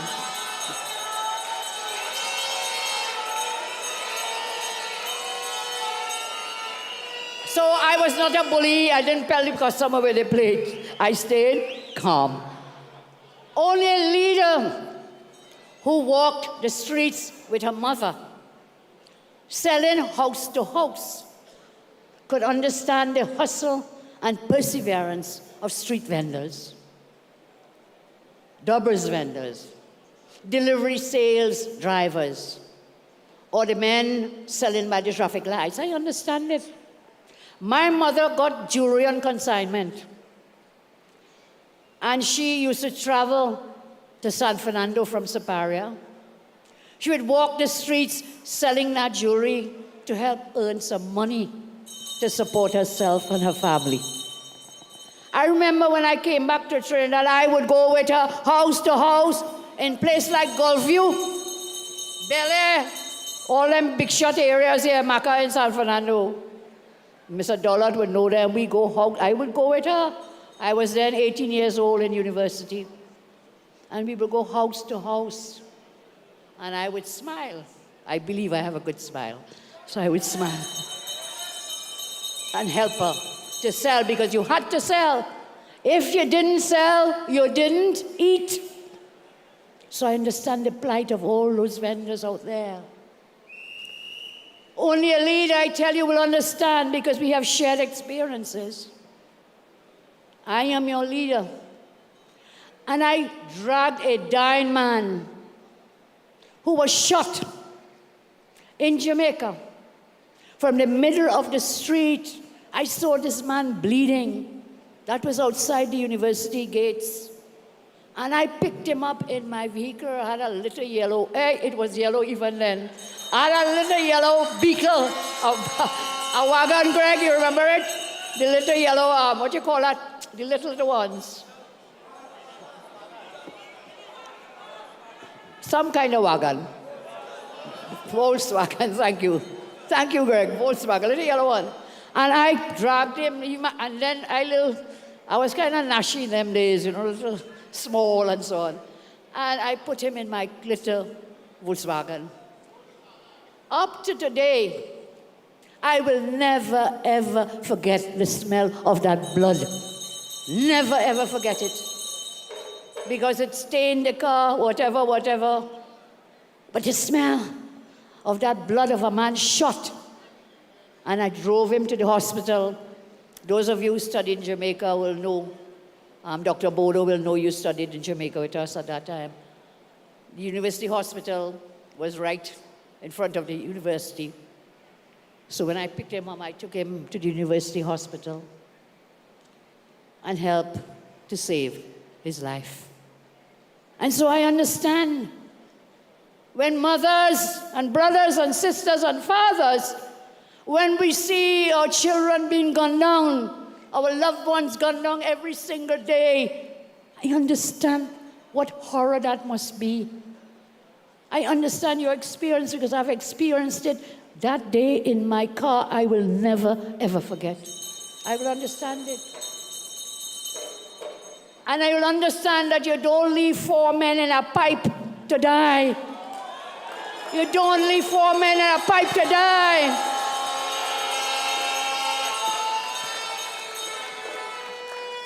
This government showed no remorse. They paid their Eater Food lawyers over $50 million for a commission of inquiry, and not 1 cent for the families of those divers. Not a cent. Not one. Tonight I understand and I know. I demand that the government pay the families of those divers.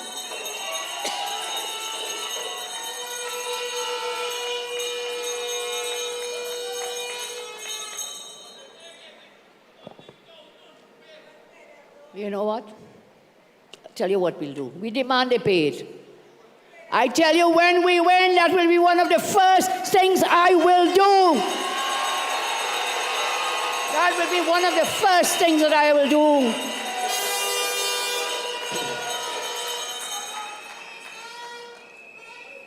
And you have to make sure that happens.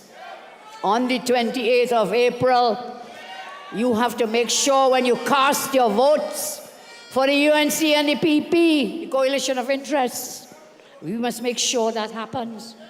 And I don't break my word. I don't break my word. In the last election, I promised you Children's Life Fund. Do you remember? And that, when I went into government, we went into government, that was cabinet note number 1 of my government, to create the Children's Life Fund. And whatever nonsense they're doing with it, we will fix that too, Philip. We will fix it together. We will fix it together. Whatever it is, new legislation is needed. You can't pass. Barry talks of it all the time. The legislation needs to be revised. It needs to be revamped so that more children could get that care. So I tell you, people know the difference, you know. I think people know that only a leader who has shared your life experience, and I've shared some with you, only then you can know. Only then can you know how much the way you love your children is the way this leader loves every one of you and your children. People know the difference between fabricated, paid propaganda campaign. You know the difference. Put out a propaganda video they pay for. You know the difference. From that propaganda video, people learning how to hug up. They never hug up and kiss up and things so much. They're now learning what it is to hug. And when you see them hugging, boy, I think you better stay far. Just back. Don't take that hug up from these Stuart Young and his crew, his gang. But people know when they stage that video with all that hugging up going on. You know the difference. You know that's not real. It ain't real. According to Philip Watts, that they're walking here tonight. That they're walking here tonight. And I know you know what is real. You know what is genuine. And therefore, on the 28th, you will show that you understand when you cast that vote. I know you all. And many of you also know me. I know Bellman. Bellman ring the bell. Boy. When election date ring, I said, "I's Bellman." Bellman, I know you. His name is Silbert Robley. I know his daughter's name. She's Ayana. And I know he has plenty grandchildren. Give it up to Bellman, who has never left our side.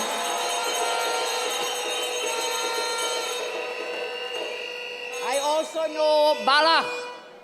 Bala is a man beating the drum at almost every UHC meeting. Give him a round of applause.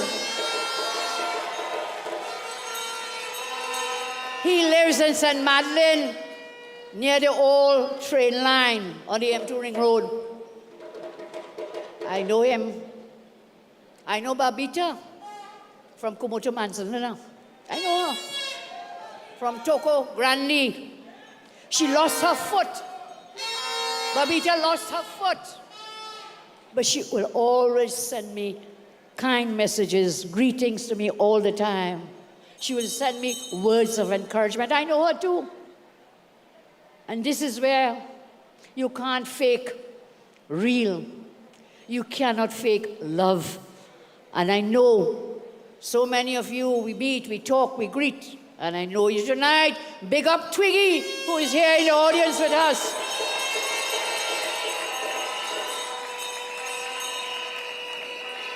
Big up Joy, who is also with us. Joy, who lost her son at the expense of criminals. I don't want to repeat how horrible that experience was, but she went on social media and she talked about it when she went to see where her son was lying dead on the street in Port of Spain. One day she will tell us again about it. So I tell you, I love you all the time. Sometimes I feel silly and they say, no, you must keep saying it. Well, I want to ask you this. Have you ever heard in all these years, have you ever heard Stuarty or any of those PNM MPs, former MPs, has any one of them ever said they love you? Have you ever heard that? Never. Never, never, never, never, never. If they do not love their own members, you think they could love you? Do you think they could love your children? They don't love their own members. Young told the PNM meeting in Woodford Square that when he returned to Trinidad in 1998, he said he landed in the new Piarco airport. You hear lie? That is lie. Because there was no new airport in 1998.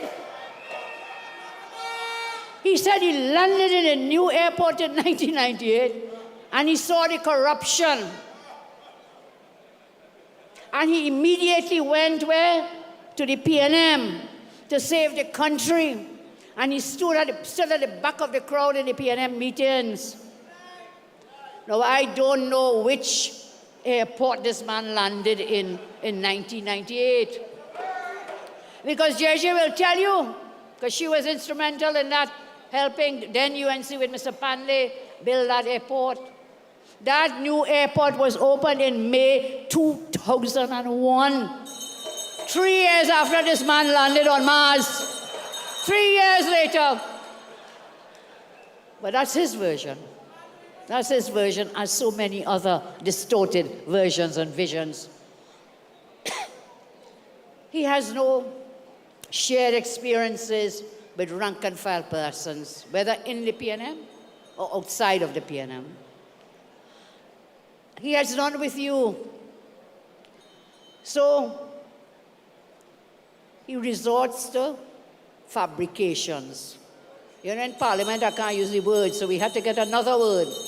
I see Wade, Mark here. We have to use another word, Wade. You have to say fabrication. But that is old lie. You hear lie? That was a lie. That was a lie. Landed here in 1998. And here it is, resorting to making up things, fabricating, scripted interactions. He can never understand or appreciate your circumstances. So you will never win with him. You will never win with him. You will only lose. That's all that will happen. You will only lose.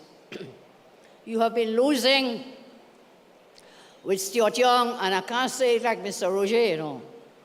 Who is it? Rowley and Stuarty. Rowley and Stuarty. You have been losing with them for almost 10 years. You're hardened, stick brick in your ears. You've been losing with them for almost 10 years, man. Wake up, take out the stick from your ears. Ask the PNM, where is your raise in salary? Lost. Where is your chance of promotion? Lost. Where is your child's laptop? Lost. Where is your life of freedom? Lost because you are locked down in your house. Afraid of the bandits, I know they even come in into invading your home. Where is your foreign exchange? That too, lost. Where are the 5,000 persons who were murdered in this country? Lost. Where are the over 5,000 persons who dead in COVID? Lost. You have been losing with them for almost 10 years. Where are your jobs? Mr. Roger told us 65,000 jobs have been lost under this government. And soon you may lose your free speech. When he bans social media platforms, you will lose your freedom of speech. You know, many parties are contesting this election. Many parties. But the UNC is the only party that has a democratically elected leader. Did you know that? Did you know that? Big up Mr. Roger, he won his elections too. Did you know that? The whatever PNM cancelled theirs. Some others, well, they hate me, Philip. We call them pop-up parties. PEP is not a pop-up party. PEP has fought so many elections. So many elections. And therefore, I say to you, I am the only political party leader in this general election elected by our membership, elected by you.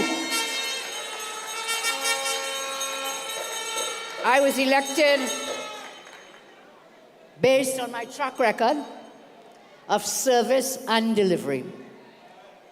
I was elected on a track record of hard work.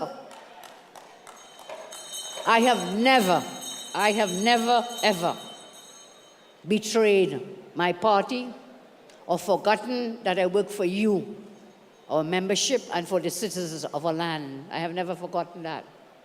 My track record. I am not the leader of a political party because I have friends and family and my father is a big boy and so on. No. My father didn't buy nothing for me. But he buy food. How could say that about him, man? He was a great father. He bought us food and clothes and he took care of us. He was a great father. But I didn't become the leader of this party and all the other positions because my father bought it for me, or because of my father's record, or because I bullied and blackmailed myself up to the top. No. I worked hard, and I earned it. So when political leaders come to you asking for your vote, ask them, where is your track record? Where is your track record? And ask them to list their track record. Look, I could list you about 20 things right now, and more. So let me just give you a few. I could give you parts of my track record. Children's Life Fund. Children's Authority. Constructed over 106 new schools.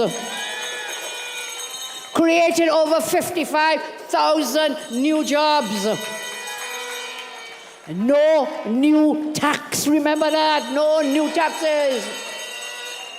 We settled so many wage negotiations, and Darcy always reminds me. 135 wage negotiations settled. I increased old age pensions not once, but twice. I increased the minimum wage not once, but twice. We built hospitals. We talked about the San Fernando Hospital. We built health centers. We improved health care. Let me remind you, it was this Trini Soparia girl who made sure the hospital in Tobago and Scarborough was completed for the people of Tobago. Me and my government then. They had left that hospital in scrap. And when you put us back there, we will make sure the Port of Spain General Hospital is properly completed.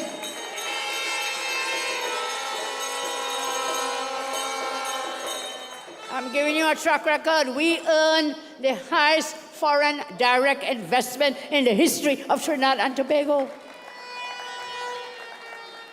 We grew our economy to the highest GDP in our history.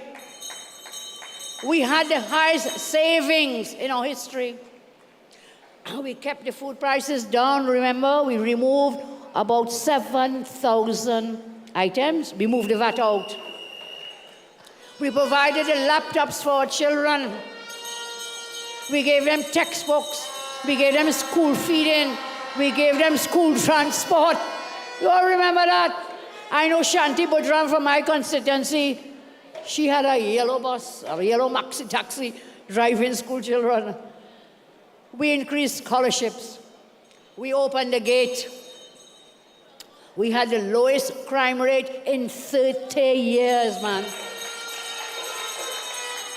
We built police stations, built hospitals, I told you. We built police stations. Rudy talked about the fire stations we built, and they wouldn't even put a fire tender in these things. 10 years now, you know. Why?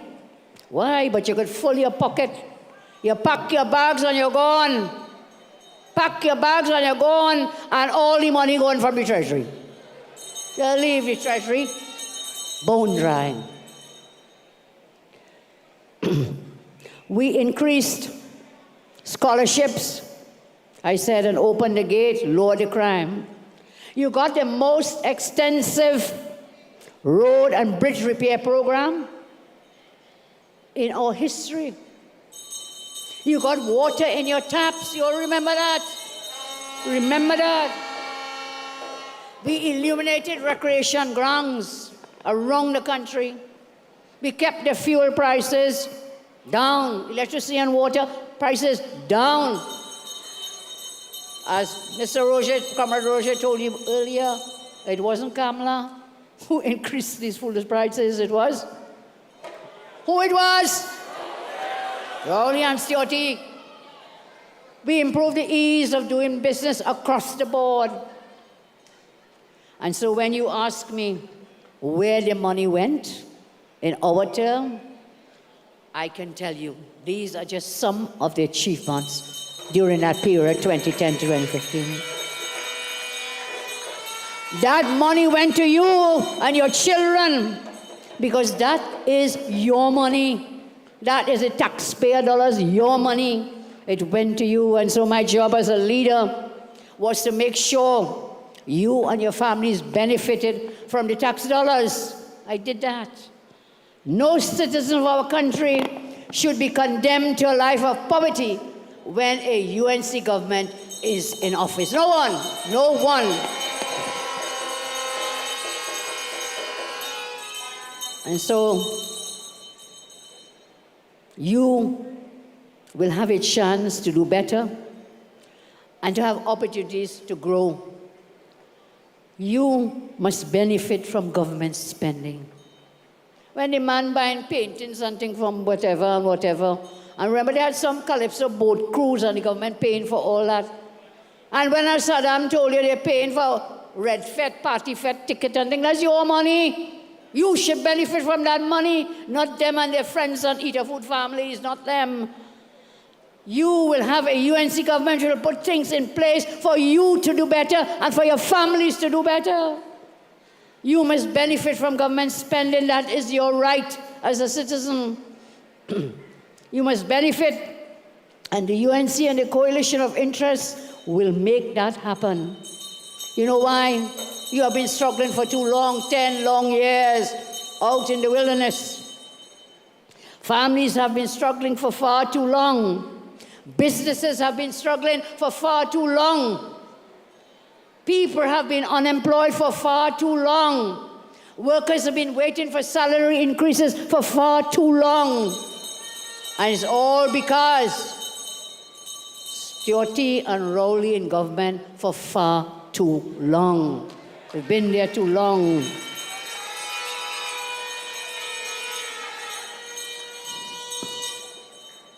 So, what is their track record? Can you point to anything, touch anything? Can you point to anything? I could point to that hospital right up the road, the San Fernando teacher. You could touch it. You could touch it, you could see it. What can they point to? A one floor, we was thank David Naked for the video he did with that Port of Spain, a one floor hospital that's supposed to have 12 or 13 floors. That is their track record. So when they come for your vote, ask these leaders to tell you their track record of delivery and what they did to stand up to protect you and your families.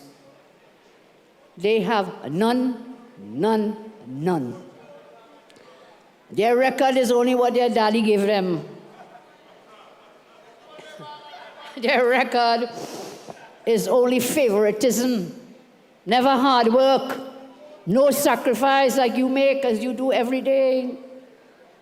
I will tell you this, and I'm not a boastful person. Sometimes they tell me I don't let people know enough. Well, I'll tell you this. Only a leader who graduated at the top of a class in the Hewlett Law School. And I couldn't get a job after because I didn't have father and eat a food families. Couldn't get a job. Top of the law school, the Hewlett Law School, you know. I'm very proud. I'll take a bow. I'll take a bow. I didn't know the big boys, Philip. Didn't know the big boys. Didn't have those connections, little girl from Superior. But I could understand how you feel when you or your child goes to university and they graduate, they study hard, they graduate with a degree, and they come out of the university and they can't get a job. They go to high school for so many years, they come out, they can't get a job. But you see others who are not qualified getting jobs because they have the daddies and the mommies in the right places. They have the Eat a Food crew in the right places. And so, I graduated, I say, from law school at the top of the class. No one would hire me because I didn't have the godfather or the godmother to help me. So when I tell you, I worked hard, that is an experience that many of us have to share. Many of us. Almost every one of us has been unfairly treated and lost opportunities that you earned. Went to some lazy person because their daddy and mommy had influence. See, Anil nodding, so true. You work hard every day, and then poof, poof, someone parachutes into the promotion you earn because their father or mother knows someone. No positive track record, I say. Their track record is zero, zilch, nada, nothing. No positive track record. Ask them for their track record and compare. Compare them to us. Ask yourself who stood up to protect your pensions. Remember that recently? Who stood up? They dropped the bill in Parliament and they feel we were sleeping. But only one man I know. Well, more than one, but we know one. The Rasta himself.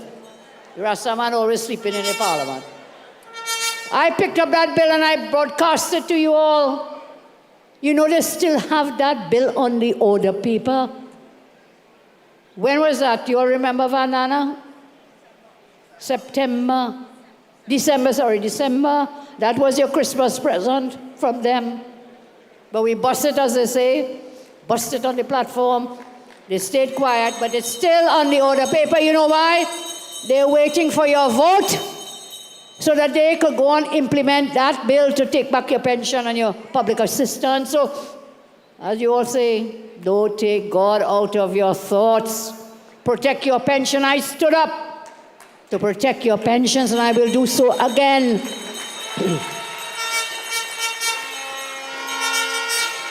I ask you again, who stood up?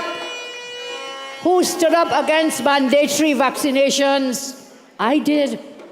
And when we had no vaccines here, I wrote to the Indian government, the first set of vaccines we get is because of that intervention. We got as a gift from the Indian government. I thank the Indian government for that donation. Who stood up against a cashless society? I did, and Philip did too. We stood up against cashless society. Who stood up against increased water rates, electricity rates? I did, we did. Who was the only leader of a political party who went out to protest against the increasing prices for the fuel? I did, we did. Who stood up? Who stood up against interference in independent institutions? I did, we did. You all remember? We went to the parliament with a motion against the president because that is when Rowley had gone to interfere with the appointment of a commissioner of police. You all remember that? And we went to parliament, but the parliament is headed by people who are PNM people. The rest is history, but we exposed them, always interfering in independent institutions. I say again to you tonight, who wants to give you legal firearms laws so you could defend your family? Legal firearm laws. So Young's terrible 10-year track record as the most senior government minister proves he cannot improve your lives and livelihoods. The other parties, some of them are funded by the PNM. Don't fool yourself, you know. You must think, but where they getting all that money, boy? Where that money coming from? Who will benefit? Not you, not our citizens. Who will benefit from them other pop-up parties? Whom? Whom? It's the PNM. It's the PNM. They are funded by the PNM. They have no track record of delivery and service. None whatsoever. And any vote then for the PNM, any vote for the smaller parties, their financing will be a vote against you, a vote against yourself, a vote against your families. Remember that. It is a vote to lose your pension. It is a vote to get increased taxes from them, increased water rates, electricity rates, food and fuel prices, more traffic tickets, property tax, job cuts, business closures, no foreign exchange, no salary increase.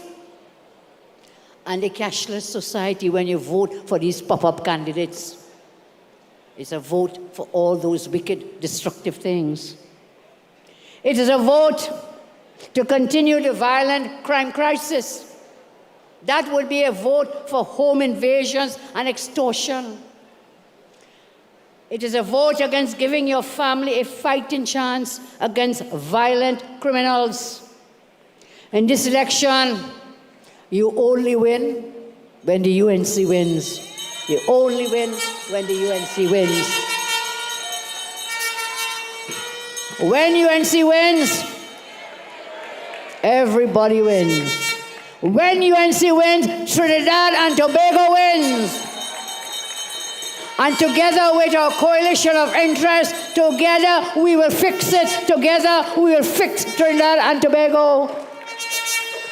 So tonight, for those who are not here with us in this crowd, and when I came, and I'm told still there are more people outside this hall than there are people inside the hall. Thanks to all of them. So those who are tuned in, listening, watching, I invite you into the UNC home. I invite you into the house of the rising sun. Welcome home, welcome home. You all know your lives were better and your children were safer under our previous government. Come to a home that loves you, that will take care of you, and that will protect you. Come to a home where you can choose your leader democratically. Come to a home where you are the first priority. Come to a home where your children have a brighter future. Come to a home where everybody knows your name. Our UNC campaign slogan, when UNC wins, everybody wins.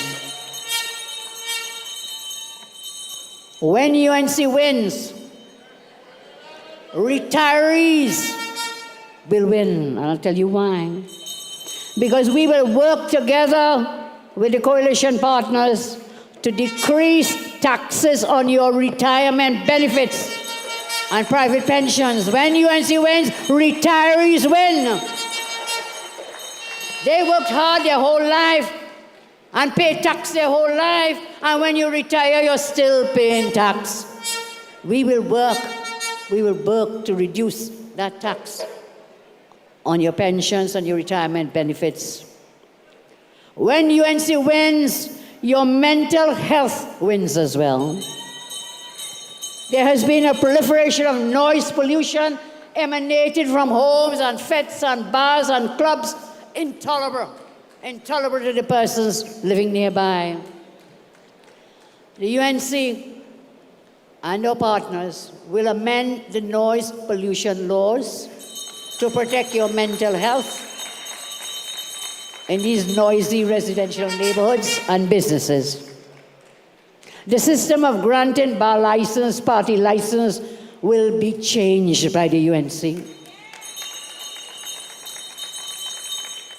to remove, at the moment, the lawyers, the police, the TTPS, they are the complainant in those matters. So you go to complain about the bar next door, plenty noise. I went through some years of that right where I live here in Philippines. The complainant is a police officer and prosecutor in the case. And therefore, they run the case, for all the court case I'm talking about. We will amend that law so that you, the person directly affected, can be the person to prosecute your matter with the help of the police officers. And then you can hire your own lawyers. I'm not making a case for lawyers, but then you can hire your own lawyers against the noise makers to get your peace and your rest in your own home. So when UNC wins, I said, your mental health wins. When UNC wins, businesses will win. Businesses win with lower taxes. They win with investments in port operations, low security costs, more forex, and a focus on growing micro, small, and medium enterprises. Businesses win with the establishment of a national commission, which we will do, of a commission on the banking and financial sector to make sure that you are not exploited by the high fees and interest rates that spreads, and that banks and financial institutions perform their essential development role of converting national savings into national investment. The Commission will also work to ensure a fair distribution of forex. A fair distribution of forex. And we will deregulate financial bureaucracy to facilitate businesses and business transactions. When UNC wins as well, families win. Families win. Families win with no property tax. Families win with lower food prices. Family wins with no electricity and water increases. You will have more income in your pockets to spend on the upliftment of your families. You will have more money in your pockets. Families will win when they have a legal firearm to defend themselves and their families, your loved ones. You know, I said, I asked you to imagine your home, sleeping in your bed, and you have a home invasion. And a bandit comes, whether it is 1, 2, 3, 4, 5, they invade your home. and you in that house and you see bandit raping your wife or your sister or your mother or even your son or your daughter, what do you do? What do you do? We will give you legal firearms. We will give you legal firearms. Legal firearms. There is nothing more deadly than to imagine that of you and your family at the mercy of these bandits. When UNC wins, families, as I say, children will win. Children will win. They will win with the full complement of deans of discipline, security officers, safety officers, police officers in schools to protect your children. You will not have to worry that your child is being bullied every day in school. I will send the police full-time into schools to stop your children from being terrorized.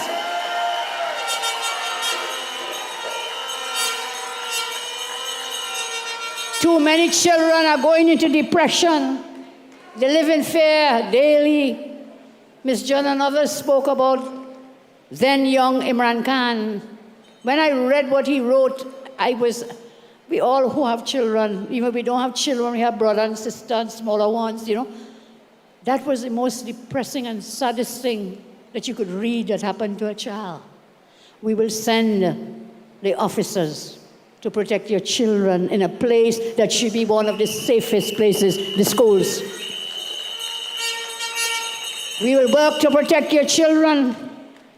They will win with guidance counselors, social workers, clinical psychologists and doctors looking after our children to stop depression, anxiety, and suicides. We must give that help. Our children will win again with laptops, with textbooks, expanded gate, expanded scholarship program. Our children will win when the UNC wins. When the UNC wins, the senior citizens will also win. Senior citizens will win because their old age pensions, I will make sure to protect their old age pensions. They want to take away those pensions, we will make sure. The seniors will also win because we'll set up a system of home visits by doctors from the district health center to go and visit the seniors in their homes. In their homes. And remember, under my watch, we had opened up all those health centers. Some of them 24/7 extended. We will do that again. We'll reopen those centers. So when you come from work, you can't work 8 to 4 in a health center. People who are always sick, they'll see a doctor when they go home. We will reopen those hours when you can visit. When UNC wins, communities will win too. We will win the communities because we return the community comfort patrols. We will return the community comfort patrols.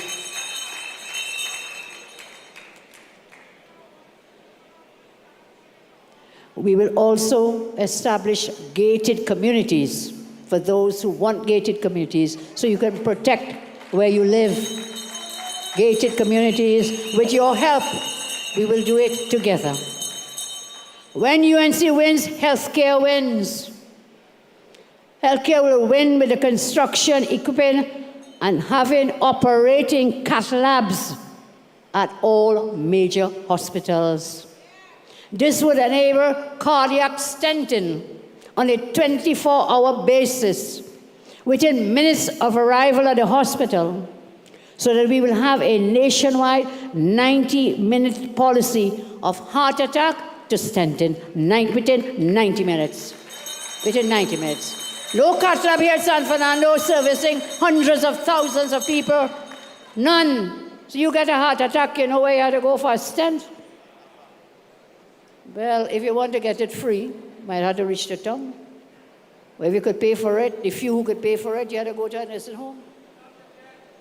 By that time, you're dead. No cath lab, you need the cath labs at the hospitals, the major hospitals. So immediately, within 90 minutes, stenting, from attack to stenting. You will win with health again.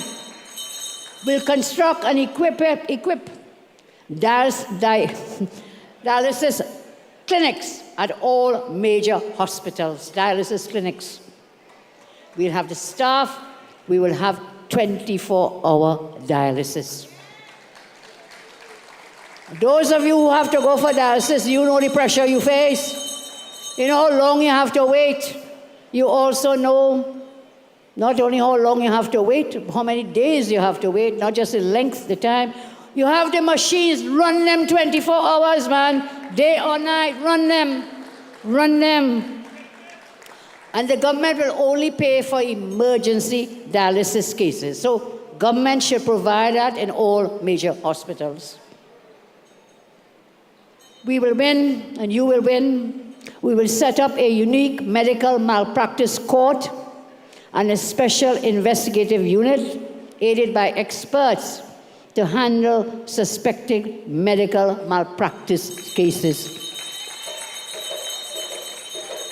We will also establish a no-fault compensation fund so that affected persons can receive relief even outside the courts from that fund.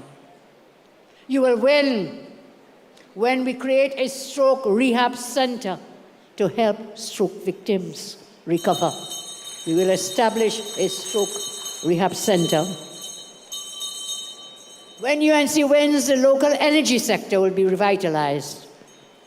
And we will do that because the small and medium businesses in the energy sector will establish a new body to represent local energy service companies and contractors. And they can then go to that body that we'll establish.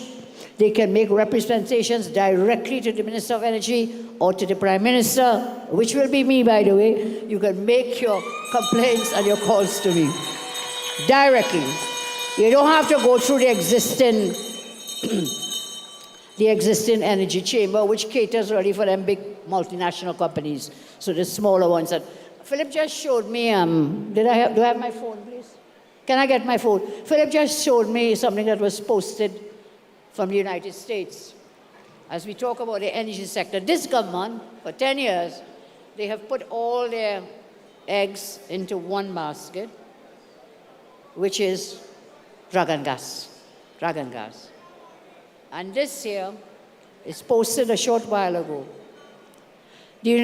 From Secretary Marco Rubio. You know that name? You know that name? In the Trump administration. Post. The United States, what Trump go do, you'll find out now what Trump go do. Let me read the post. The United States will not tolerate any third countries or their oil companies producing, extracting, or exporting oil and oil-related products with the Maduro regime in Venezuela. This is a regime that has consistently stolen elections, pillaged from its people, and colluded with our enemies. Any country, what Trump gonna do, Camille? Listen. Any country that allows its companies to produce, extract, or export from Venezuela will be subject to new tariffs, and any companies will be subject to sanctions. We warn them repeatedly. What are you going to do? You'll find out now. That is why on the 28th, you have to vote the UNC and the PEP and the Coalition of Interest. We must not let this happen. We will not let this happen. All the Congo line done, all them dancing in Congo line, I think, that ain't working here tonight, Philip. That ain't working here tonight. So, they have chosen a slogan. Barry sent it to me on the phone. Many of you send me things, and I appreciate everything you all send me. I read everything. I may not answer the phone 24/7, but I read everything I get on my phone. So feel free. Barry sent it to me. The PNM has chosen a slogan which says, all in. all in. Because they are all in to make your life harder. The PNM is all in with high fuel prices. The PNM is all in with pothole and traffic jam, traffic tickets. The PNM is all in with taking away your pensions. The PNM is all in on cutting down the gate. The PNM is all in on property tax. The PNM is all in against you and your families. They're all in that together. They're all in against legal firearms for law-abiding citizens. They're all into that. The PNM and Stuart Young are all in the pocket of a young family. They're all in the pocket of a young family. I ain't calling no names, you know. They're in the pocket. Are they? Tell us, Anil. In the pocket of the criminals. Because they are all incompetent. They're all insensitive. They're all inhumane. That is, they're all in the PNM. Vote them out, yes. These MPs, Stuart Young,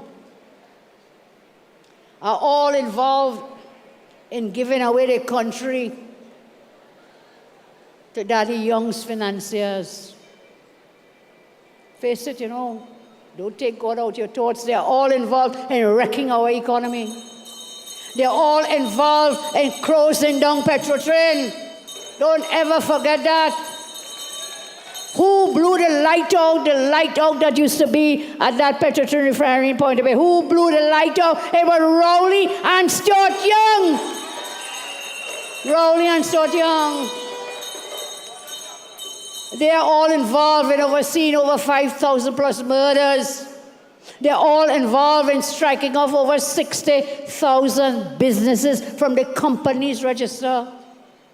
All of them, Stuart Young and all of them, they were all involved in making sure their party members did not have a vote in their own internal election because they had none.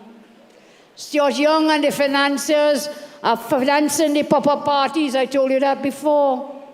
And their daddies are all in denial. Have they forgotten about their last 10 years in crime, the crime for 10 years? Did they forget about 10 years of suffering? Did they forget the last 10 years of neglect? Did they forget about the hard times in the last 10 years? No amount of weak, cosmetic slogan, last-minute monetary gifts can make citizens forget the real damage that Stuart Young and his gang have inflicted on the people of Trinidad and Tobago. His latest gimmick is this ministry of what? Implementation and efficiency. So this is a public admission by Stuart Young that for almost 10 years they had no efficiency. No efficiency. They didn't implement anything. They failed during the 10 years. If you're now coming now, 10 years later, that is an admission. Stuart Young and his gang were incompetent for the past 10 years. The nerve and the gall of this man to so shamelessly declare such a ministry as if he has found the solution to all the country's problems. Well, the only solution, on the 28th, cast your vote for the UNC. Cast your votes for coalition partners, the PP. Make sure and vote, you know, make sure. Make sure you come out on the 28th. I met somebody when I was walking in, and he told me his birthday is on the 28th. So let's give him a happy birthday gift. And one of our councillors. Well, my birthday is before the 28th, so let us make sure I get my birthday gift on the 28th. And all of us celebrating birthdays in April and in May. We can then celebrate. So this latest gimmick, we have to remove this incompetent, wicked government. As I come to the end of what I have to say, I want you to know you are now just a couple days away from a brighter future. A couple days away from a future with a UNC and coalition partners, a government comprised of us. We have been putting out our plans, our policies and programs for months. We plan to work for you so that you win and we all win together. I said we will reintroduce laptop program. And I promise for all of TNT, we will open that Debe UWI campus, man. Why every student from Point Fortin, Mayero, the whole of the South has to drive up to St. Augustine? Why they have to go and pay rent to stay when they could stay in their homes and go right here, Point Fortin, Labre? Point Fortin candidate there or Labre candidate, you can just stay there in your home. And that highway, what Rudy called it, a mosquito crack. We started that highway to Point Fortin. Let us make sure we will complete the highway to Point Fortin so Point Fortin and Labre and others can come up here. We will again take out the VAT on basic food items. We did it once, we can do it again. We'll bring back the baby grant for mothers. We'll stop the PNM's cashless society crap. Sorry, nonsense. Cashless society. Don't laugh. We will stop it. Thank you. And we'll roll out other people-centered initiatives to ensure children, parents, families reduce their burdens on their pockets. Young talks about a new chapter. But that new chapter is filled with the same old wicked cabinet members. What's new in Camille Robinson Regis? Same people. What's new in Hines? What's new with Imbud, Rohan, Faris, Diaz, Foster? It's the same old, same old, same old. So what new you're talking about? The only thing new will come for you, Stuarty, is when you get the licking of your life on April 28th.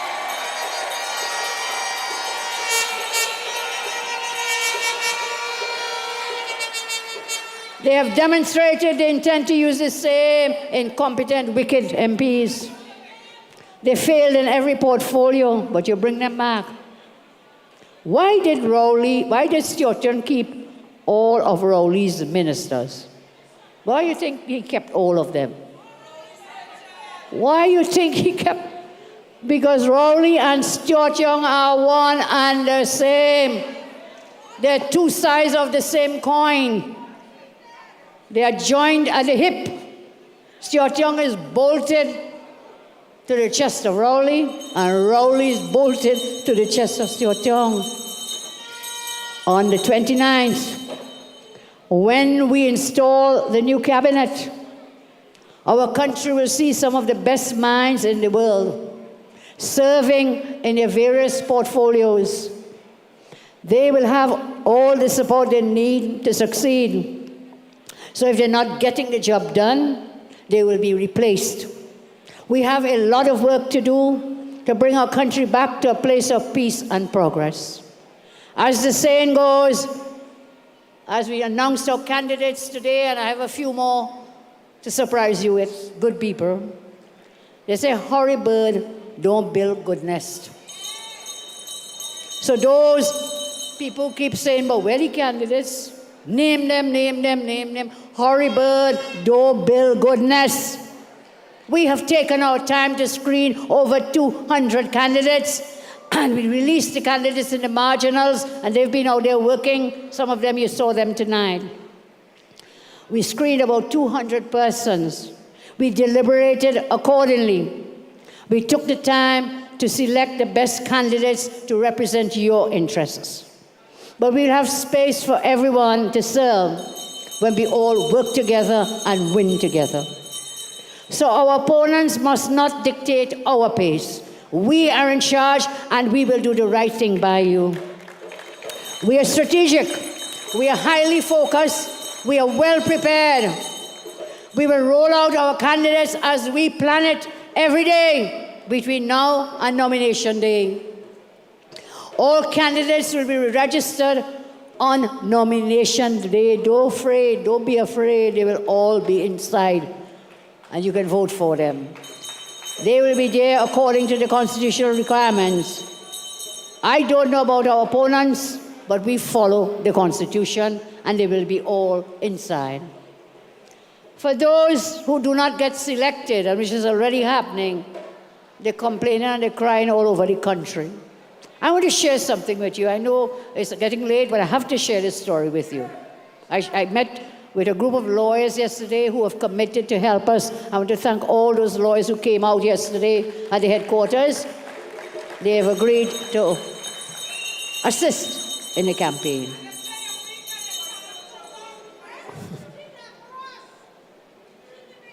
Okay?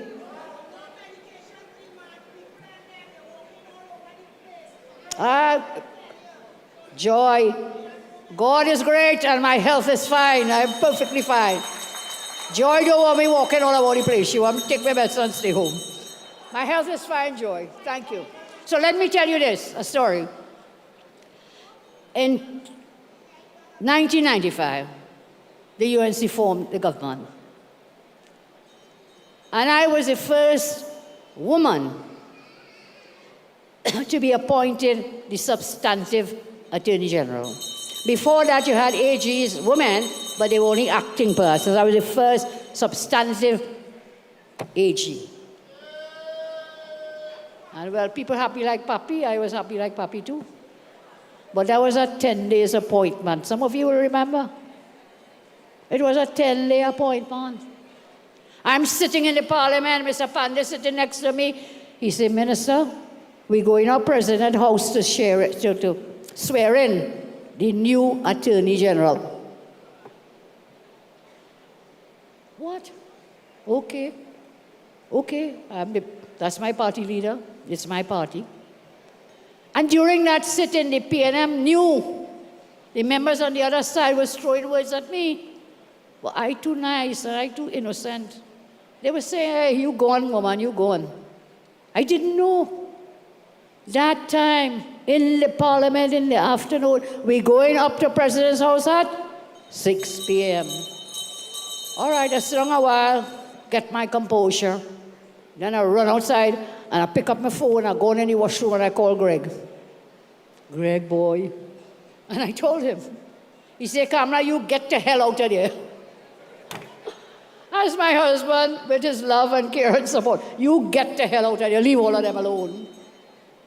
But I never did that. I never did it. Never did it. I did not betray my party. I didn't get then what I thought I deserved or what I had. But I didn't go all about crying and complaining like some people do now. And we'll see a few more of them when the seats are all named. You'll see some more. Did not betray my party, I want to remind you. And when I was moved, I was put in a ministry that did not exist as a standalone ministry. It was always Attorney General and Legal Affairs. For the first time, a ministry named Ministry of Legal Affairs. I was put in that ministry. But God don't sleep. God only wears pajamas. Don't sleep. And when I went, that whole building, the Winshaw building, was Attorney General's office and Legal Affairs. I was on the top floor of that building, boy. And I think you told me who is in Winshaw building now, Dev? The DPP's office is there now. Anyway, when I became Minister of Legal Affairs, there was no portfolio because it never existed. And I was given one office, one desk, and one chair, and one secretary outside. You all don't know.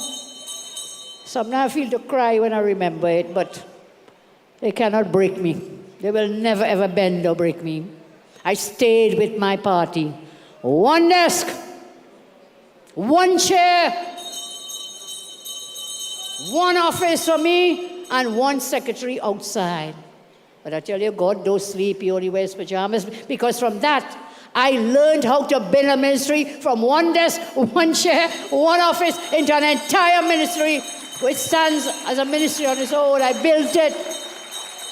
I learned how it is you work to get staffing, how it is you work to get equipment, how it is to get personnel. I learned from scratch. So that inside here, and that not coming out until the good Lord calls me. What you say? Yonder. Call me behind yonder. It's here. So I know the workings of government inside out. Indeed, in 2010, when we went into the cabinet, I believe I was the only person with cabinet experience. I think Dukran might have also had that experience in that cabinet in 2010. And as I've shared with you, we did so much. So remember Kamla, the girl from Saparia, one office, one chair, one desk, and one secretary became the first woman Prime Minister of Trinidad and Tobago. So if today you do not get what you think you deserve and you want, there is always tomorrow. There is real hope in the UNC and the PEP and the coalition. Don't live for today as this is the last day in this regard. That because you didn't get the seat, you had to run out there and get your name in the papers and things. I think someone else just wanted to see the face in a newspaper or on a TV, you know? So don't get chained up with that. There is always tomorrow. And when the UNC wins, everybody wins. We will take care of you, everybody. And therefore, April 28th now, we will mark that day. They say mark that down, April 28th. On that day, we must see that our nation stood together and answered the call to save our country, to rescue our country. April 20th is the day we must cross ranks. We must choose light over darkness. We must choose sunshine over blood. Choose sunshine over blood on the streets. That will be the day that you choose your future over your past. That will be the day when people choose love over hate. That must be the day you show courage and no fear. Show courage and no fear. That is the day we stand up for ourselves side by side. We will stand up shoulder to shoulder with boldness and confidence. Boldness and confidence. April 28th must be the day we say no to a bully. No to the bullying. And we must make sure we are not replacing the raging bull with the bully. We must make sure. We must make sure we do not replace the raging bull that was Rowley with the bully that is Stuart Young. We must make sure it is that day, on that day, we must end all these Stuart Young and gangmen, his gang of people. All of them, we must put an end to them. On that day, the sun will rise and shine its light on all of us. I tell you before, with the candidates, I have 3 candidates more to mention, which will bring us up to 19. So you've already seen and heard 19 minus 4, 18. All right, I added 1, so 19. So I'll ask in this moment, before I announce the candidates, I'll ask Anil or Mikey, we have 1 more candidate from the Love Movement to be announced. Is he available? Who will do it? Mikey?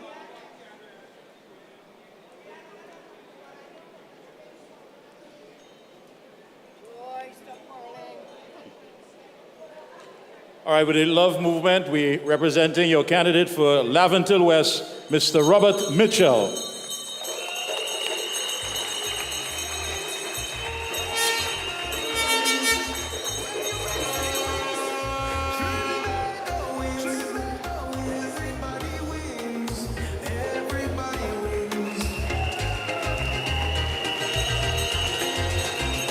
Tell your neighbor,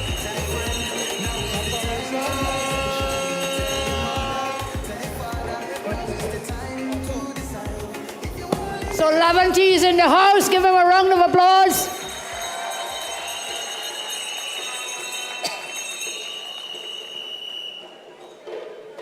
I have 3 more candidates to announce as UNC candidates. The first one is our sister, daughter to some, from Maruga Tableland, Michelle Benjamin.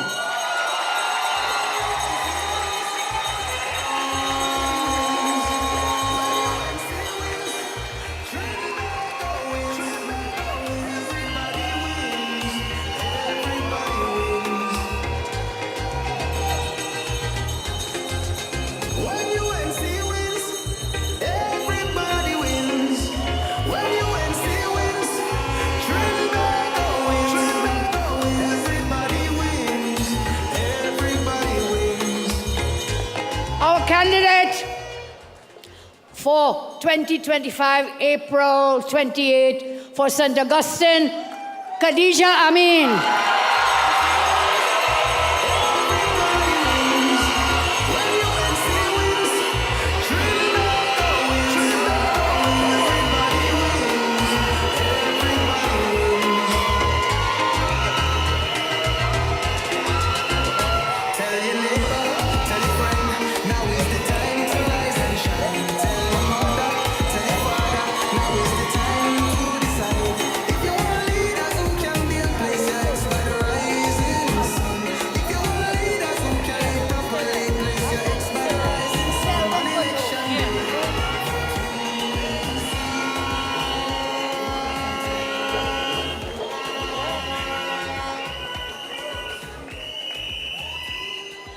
And roaring in from Oropouche East is the lion himself, Rudal Munilal.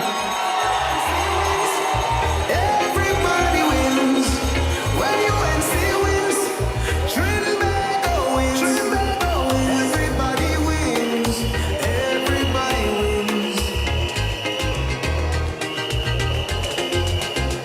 Tell your neighbor, tell your friend, now is the time to rise and shine. Tell your mother, tell your father, now is the time to decide. If you want leaders who can build, place your ex by the rising sun. If you want leaders who can lead properly, place your ex by the rising sun. On election day, vote UNC. One love, one team. Thank you very much. Thank you. So that is our slate of candidates for this time. As I told you, we are prepared. We'll be rolling out our other candidates before nomination day, of course. And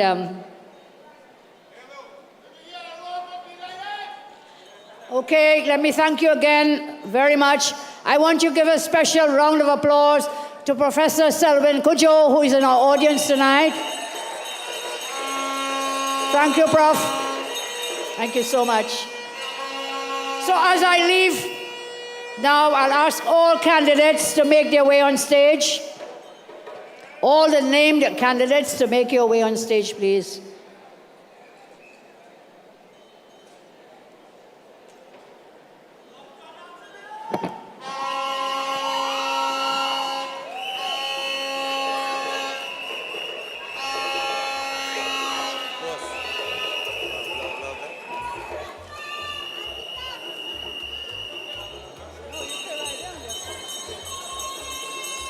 You'll come around. Some come on this side. Oh, it's crowded there. All right, I get the pep lady. You spoke very well. I listened. Okay, guys. As I bid farewell for just for now, to you all I say, thank you again. And remember, I end as I began. You have had leaders before me. You will have leaders after me. But you will never, ever have a leader who loves you as much as I do. When UNC wins, everybody wins. Thank you. When UNC wins, everybody wins. When UNC wins, Trinbago wins. Everybody wins. Everybody wins. Tell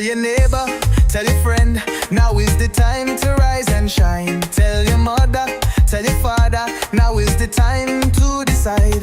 If you want leaders who can build, place your ex by the rising sun. If you want leaders who can lead properly, place your ex by the rising sun. On election day, vote UNC.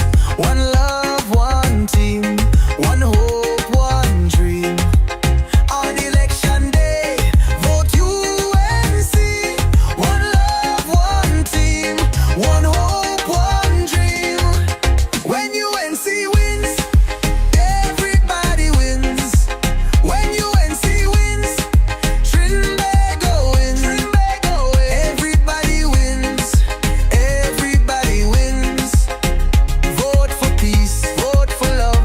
Vote for hope. Vote for change. When UNC wins, everybody wins. When UNC wins, Trinbago wins. Everybody wins. Everybody wins.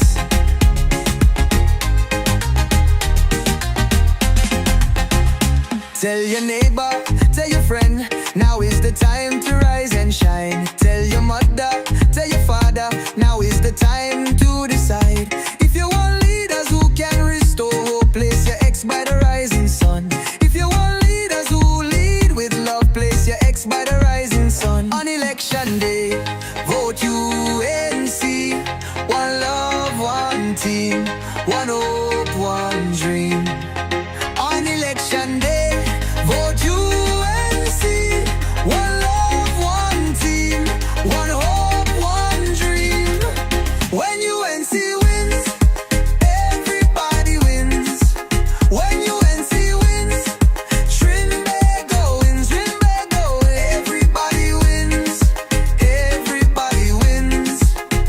Vote for peace. Vote for love. Vote for hope. Vote for change. When UNC wins, everybody wins. When UNC wins, Trinbago wins. Everybody wins. Everybody wins.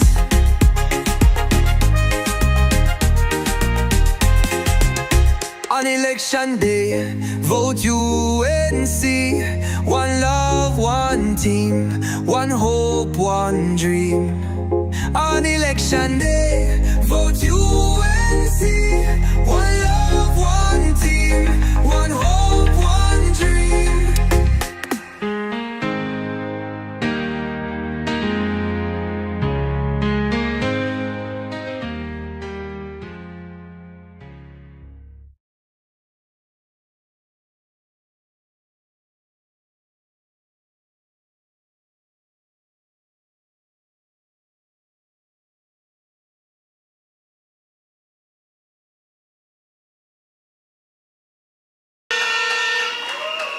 Without further ado, I bring to you who were fooled by the PNM join together. PNM join together.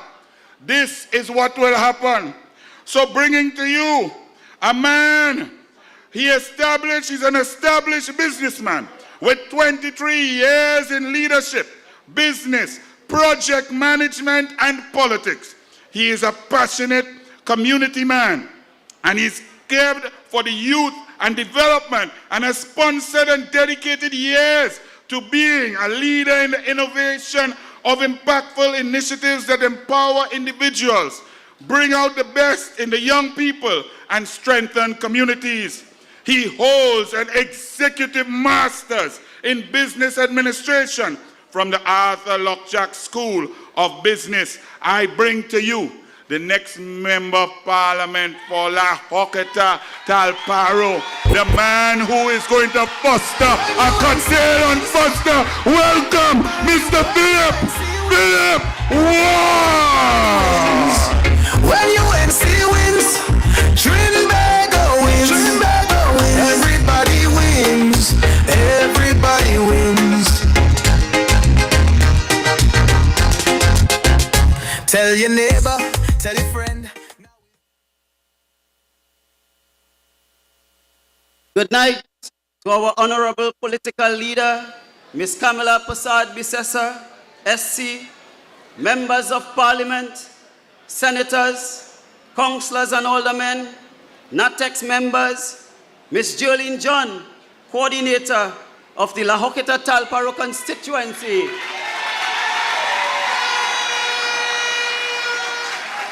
Ryan Rampersad, chairman of the Couva Talparo Tabakit Regional Corporation and the chairman of this constituency. Members of the viewing and listening public, my brothers and sisters, UNC family, LHT, good night. It feels amazing to see the heart of Trinidad and Tobago beating. LHT is the middle of Trinidad. We are bordered by 9 constituencies. La Hoqueta Talparo, let me hear you.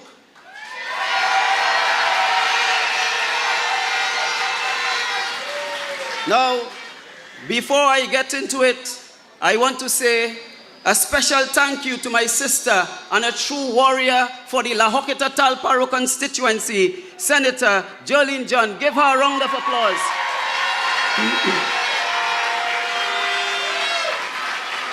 You see, some may be asking, who is this Philip Watts?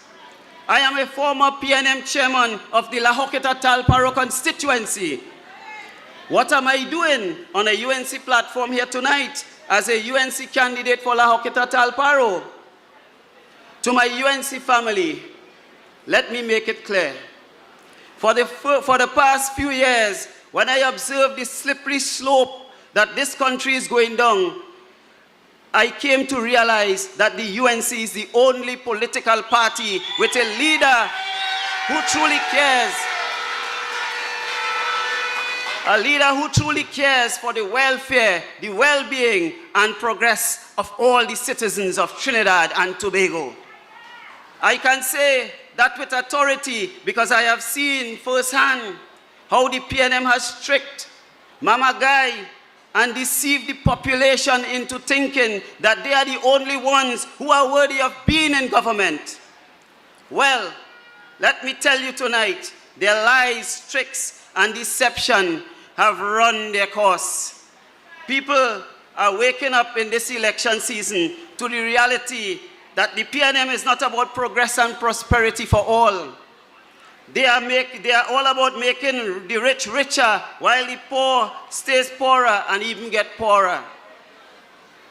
Most businesses have been going belly up, and for the past couple years, others are selling out and leaving our shores. We are going to put an end to that when we win this election. We are going to put an end to that after this election. We are going to fix that after this election. We are going to install a government that will help us emerge from the dark hole that the PNM administration has thrown us into.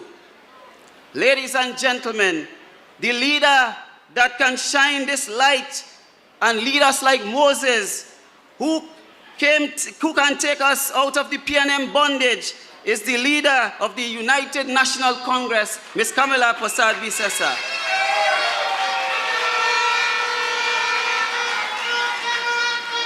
This community is my home. I had lived here most of my life, building deep relationships with family and friends. Every corner of this community speaks to me. Memories of my childhood come rushing back. The laughter we shared, the challenges we faced together. La Hoqueta Talparo is this place that shaped who I am today. So I come to you not as a stranger, but as a friend, a neighbor, and as a son of the soil who grew up in Talparo Main Road. My sisters and brothers, I choose to do good with the power you will entrust in me once the election bell is rung and the PNM is banished from the corridors of La Hoqueta Talparo.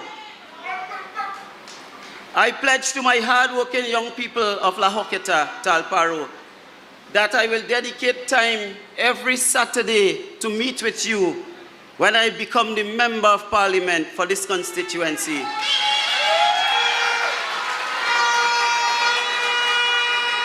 I will hear your concerns, your hopes, and your dreams, my dear brothers and sisters. Now is the moment to strip away the red and bathe our community in yellow. Close that red door and enter the house of the yellow. What do you say, La Hoketa Talparo? Let me hear your voices raised.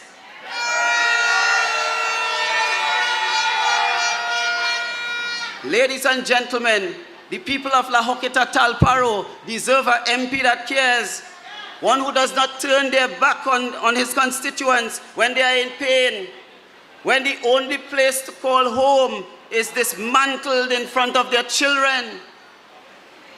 If you try to start up a small business like those people in phase 2 and phase 1 in La Hoketa, their businesses, their structures are being bulldozed. The people of La Hoketa Talparo deserve an MP who understands their needs and their wants, who does not take flight the minute their problem becomes an instance, only show up when there's a photo op.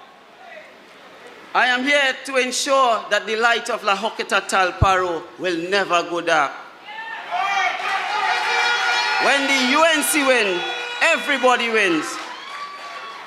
There is a scripture that says, the Lord helps those who help themselves. And the time has come for you to take that initiative and do something different if you want a different result. If you want a fighting chance for you and your family, choose a leader and a member of parliament who cares about you and your family. Our policies and track record are there. It is there to give you and your family a fighting chance for a better future, my dear friends. In this election, my brothers and sisters, put the UNC back into government.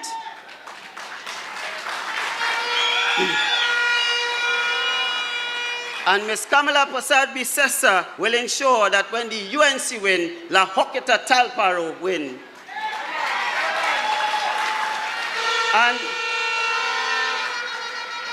And make no mistake, PNM membership, make no mistake, and those who are waiting on the fence to make that decision, I am telling you tonight that the PNM deserve a rest.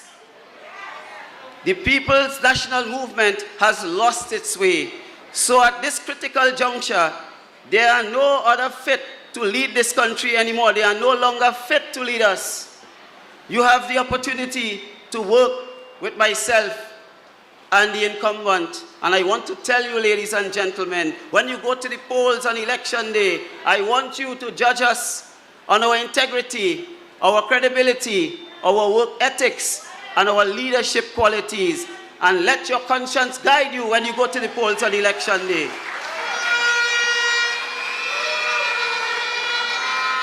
The PNM mantra is to starve you for 4 years, and a couple of weeks before the election, they come and they give you contracts. Yeah? I say this to tell you that this week, tomorrow, some of you all in the constituency will be called for roof contracts from the HDC. That is to mamagai you all. But I want you to tell them that that's a walk in here tonight. When they come to you, La Hoketa Talparo, repeat after me, that air walk in here tonight. So when they come knocking on your door after 10 years saying that things will be different, tell them that they're walking here tonight. When they knock on your door to tell you that the UNC thief millions and they cannot give the Auditor General account for the $3 billion that is missing from the Treasury, tell them, La Hoketa Talparo, that they're walking here tonight.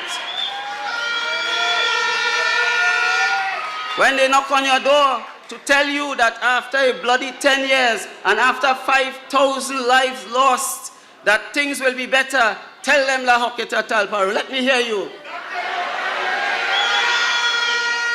Just imagine, in an SOE, the bloodbath continues. 5 murders just last week in Demerara, not too far from here. Imagine that. My brothers and sisters, fool me once, fool me twice, but never 3 times. Vote them out.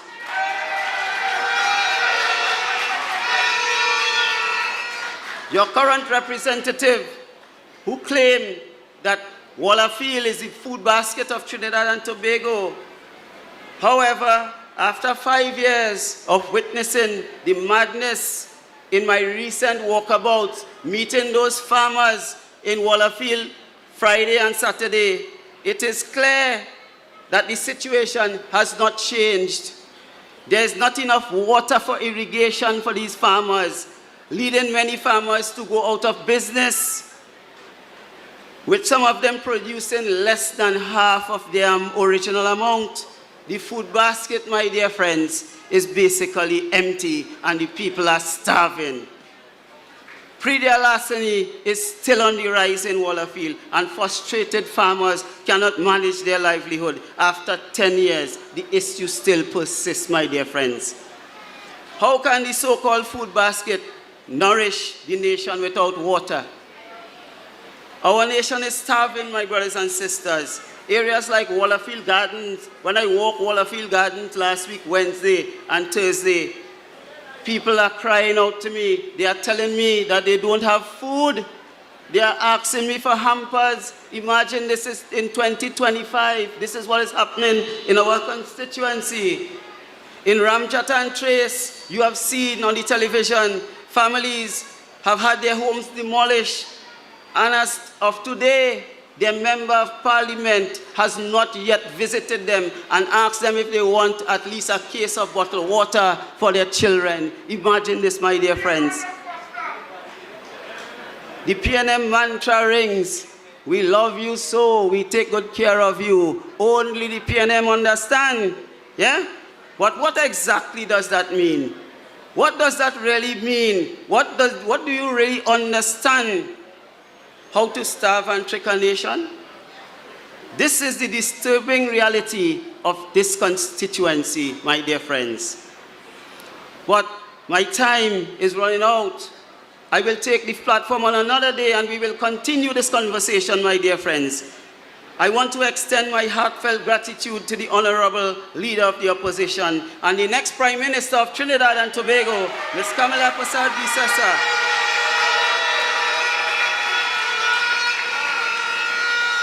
for her support and welcome, to the NATEX and the Screening Committee for placing their faith and the future of La Hoqueta Talparo in my care, to Chairman Ryan Rampersad, and unwavering support to Senator Jolene John for her kindness and her wise counsel, and to everyone involved in tonight's gathering. Ladies and gentlemen, La Hoqueta Talparo, Trinidad and Tobago, give yourself that fighting chance. Give yourself that chance to breed. LHT, I am here to shine that light through the dark tunnel for you. After that election day, I can guarantee that the sun will rise and shine on everyone. The UNC will be there for you, and I, Philip Watts, will be there for you. And when the UNC wins, everybody wins. I thank you, ladies and gentlemen. When UNC wins, everybody wins.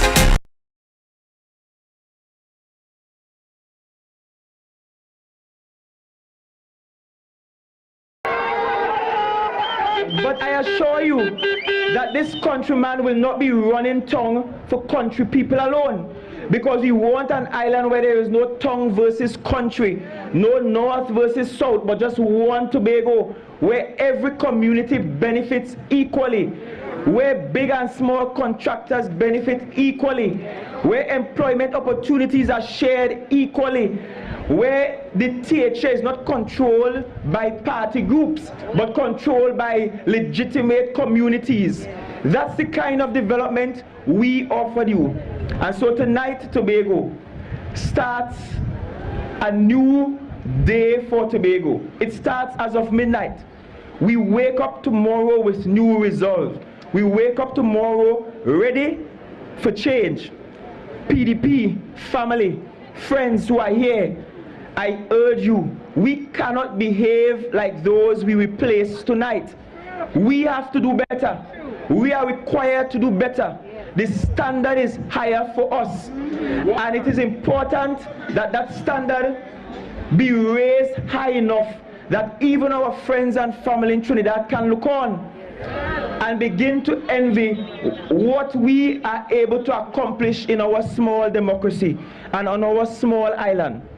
Tobago, I cannot thank you enough. This win should also be a solid message to the central government, being led by a Tobago-born Prime Minister, that you cannot treat Tobagonians the way you want. We will reject that, and we have rejected that. Let this win be a strong message that Tobago has rejected your incomplete autonomy bill, and we demand more. Let this be a resounding message, a strong message, that we have rejected your notion that we are only good enough to earn $200 million per year, and we must resort to being beggars of the national purse. Let this be a strong message, Mr. Prime Minister, that we in Tobago have rejected your bullying tactics, and that the kind of bullying that is part of the political culture in Trinidad is not welcomed in Tobago. And so, Mr. Prime Minister, even before we get to Thursday's swearing in, I want to say to you that I hope we can have a cordial relationship, because country must come before party and country must come before self.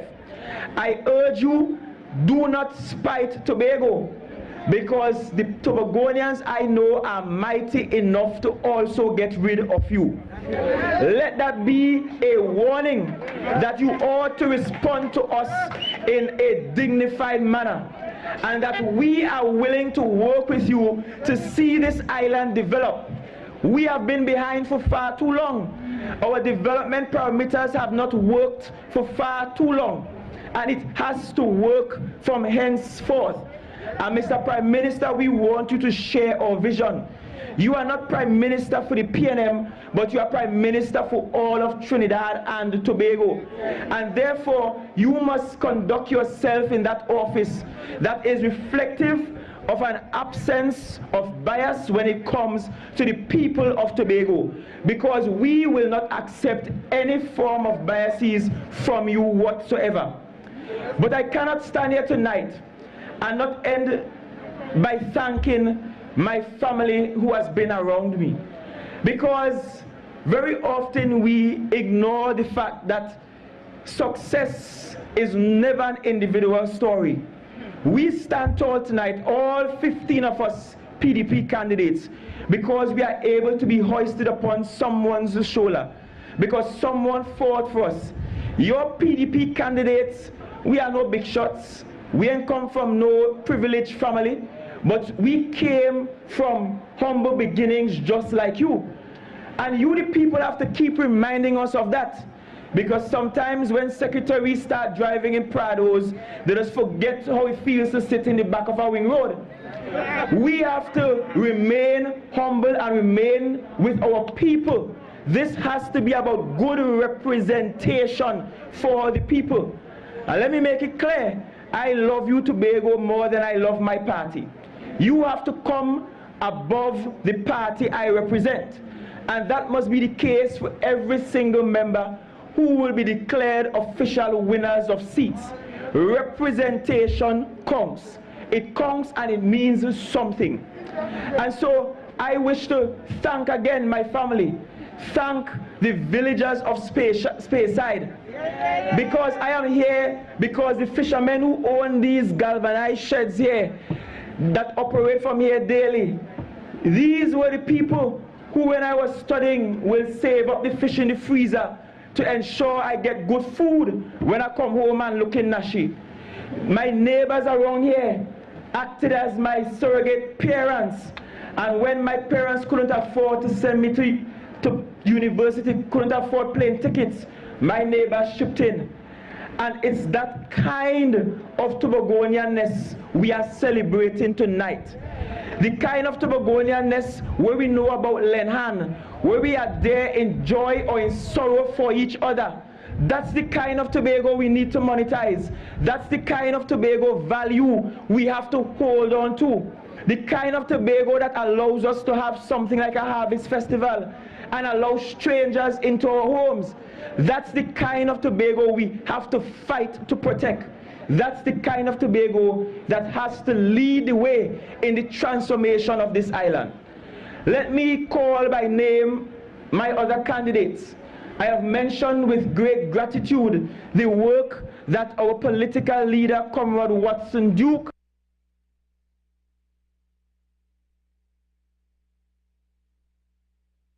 has done when it comes to this party and this revolution. And so I will forever big you up, Mr. Duke, because this revolution could not happen if you were not brave enough to step out. And you have taken all the vilification in this country, all the slander in this country, on behalf of all of us who fought so hard to ensure we get this change tonight. Dr. Faith B. Israel, you have been an excellent source of strength during these COVID times, and we expect you as soon as Friday to be able to lead Tobago correctly when it comes to our response to COVID. Ms. Megan Morrison, Mount St. George Goodwood, you are a second-time contender in this election, and we thank you for offering yourself. Sister Natisha Charles Pantin, who it looks like have hung the jack tonight. You came into this as an underdog and you worked hard. Brother Trevor James, Scarborough and Mount Grace, you helped crafted our vision for redeveloping Scarborough and turning it into a city. Brother Ian Whitey Pollard, you were one of those who begun the swing to this day. In fact, you were the first out the gates in January, winning your seat in January and winning it convincingly again. Sister Abby Taylor, you have strength beyond strength. You vied for a seat that people thought was a foregone conclusion, but they did not understand your quiet power, and you showed up powerful in the polls today. Brother Niall George, you're having a new lease on life. Plymouth Blackrock, and perhaps your gifting comes from the fact that you are part from Plymouth and part from Speyside, and we celebrate you too, even from Speyside, because your father is from a stone throw away from here. Sister Zorisha Amina Hackett, they could talk you all they want, they cannot stop your strides. Walk with your head high, my sister. You are a fine example of what an area representative looks like. Brother Joel Nutsis Sampson, Bonaccord Crown Point,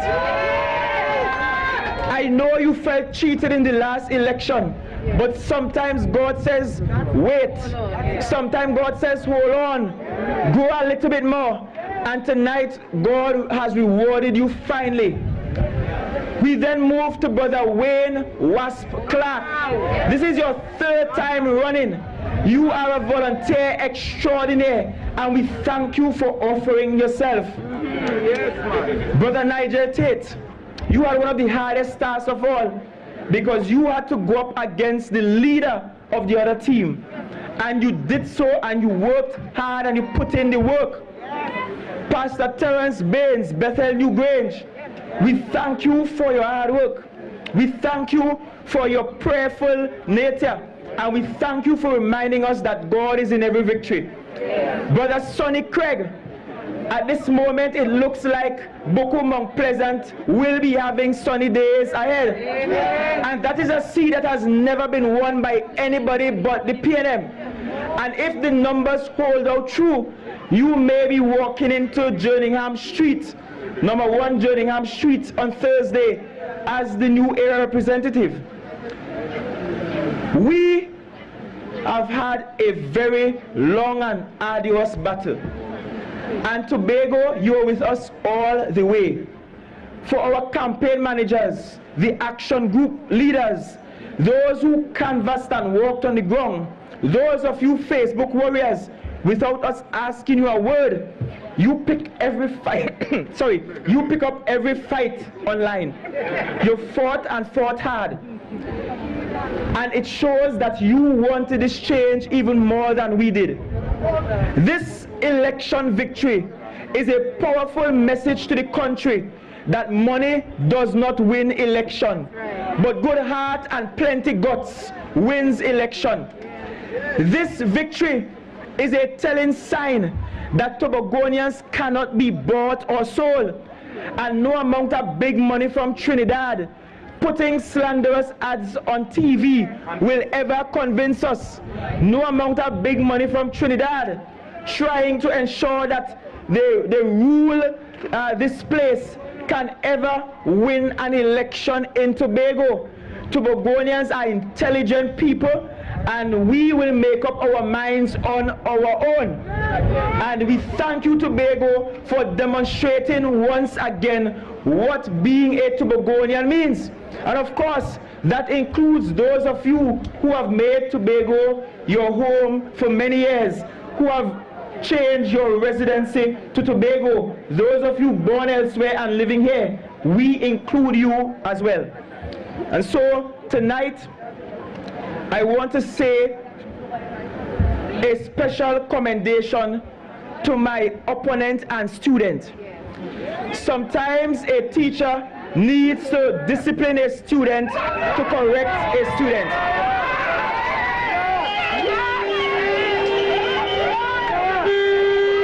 But I urge you tonight, my young sister, I urge you to understand that this discipline was done in love, and that my love and respect for you has not changed, and that the Tobago I am fighting for is a Tobago that you too can be proud of, that will seek your best interests. And so I thank you for running this campaign, and I tell you, take heart. Take heart. I know we will see sometime soon because we reside in the same community. And I want you to know that notwithstanding the bitterness, notwithstanding the hatred that was pushed, notwithstanding the lies that were told, that you are forgiven and there is room in the inn for you. Rock and come in. I also wish to express gratitude even while I'm here, because I'm seeing teachers here, people who taught me. I'm seeing former colleagues of mine who I taught with at Speyside High School. I'm seeing people that I went to school with. I am seeing neighbors that I attend church with. And this is a sign that it does not only take a village to raise a child, but it takes a village to promote a child. And I thank you for the elevation that you have given to me, and I accept it humbly. We will walk humbly hereafter.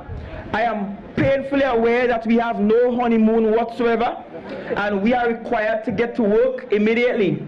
The election is over, and it was purposeful that I wore stark white tonight as a symbol that I have already taken off my black and my green, and I'm ready to engage you as an ordinary Tobagonian and not as a PDP, because your Tobagonianness means more to me than the party you represent. I urge you, let us work together. I urge all the public servants, the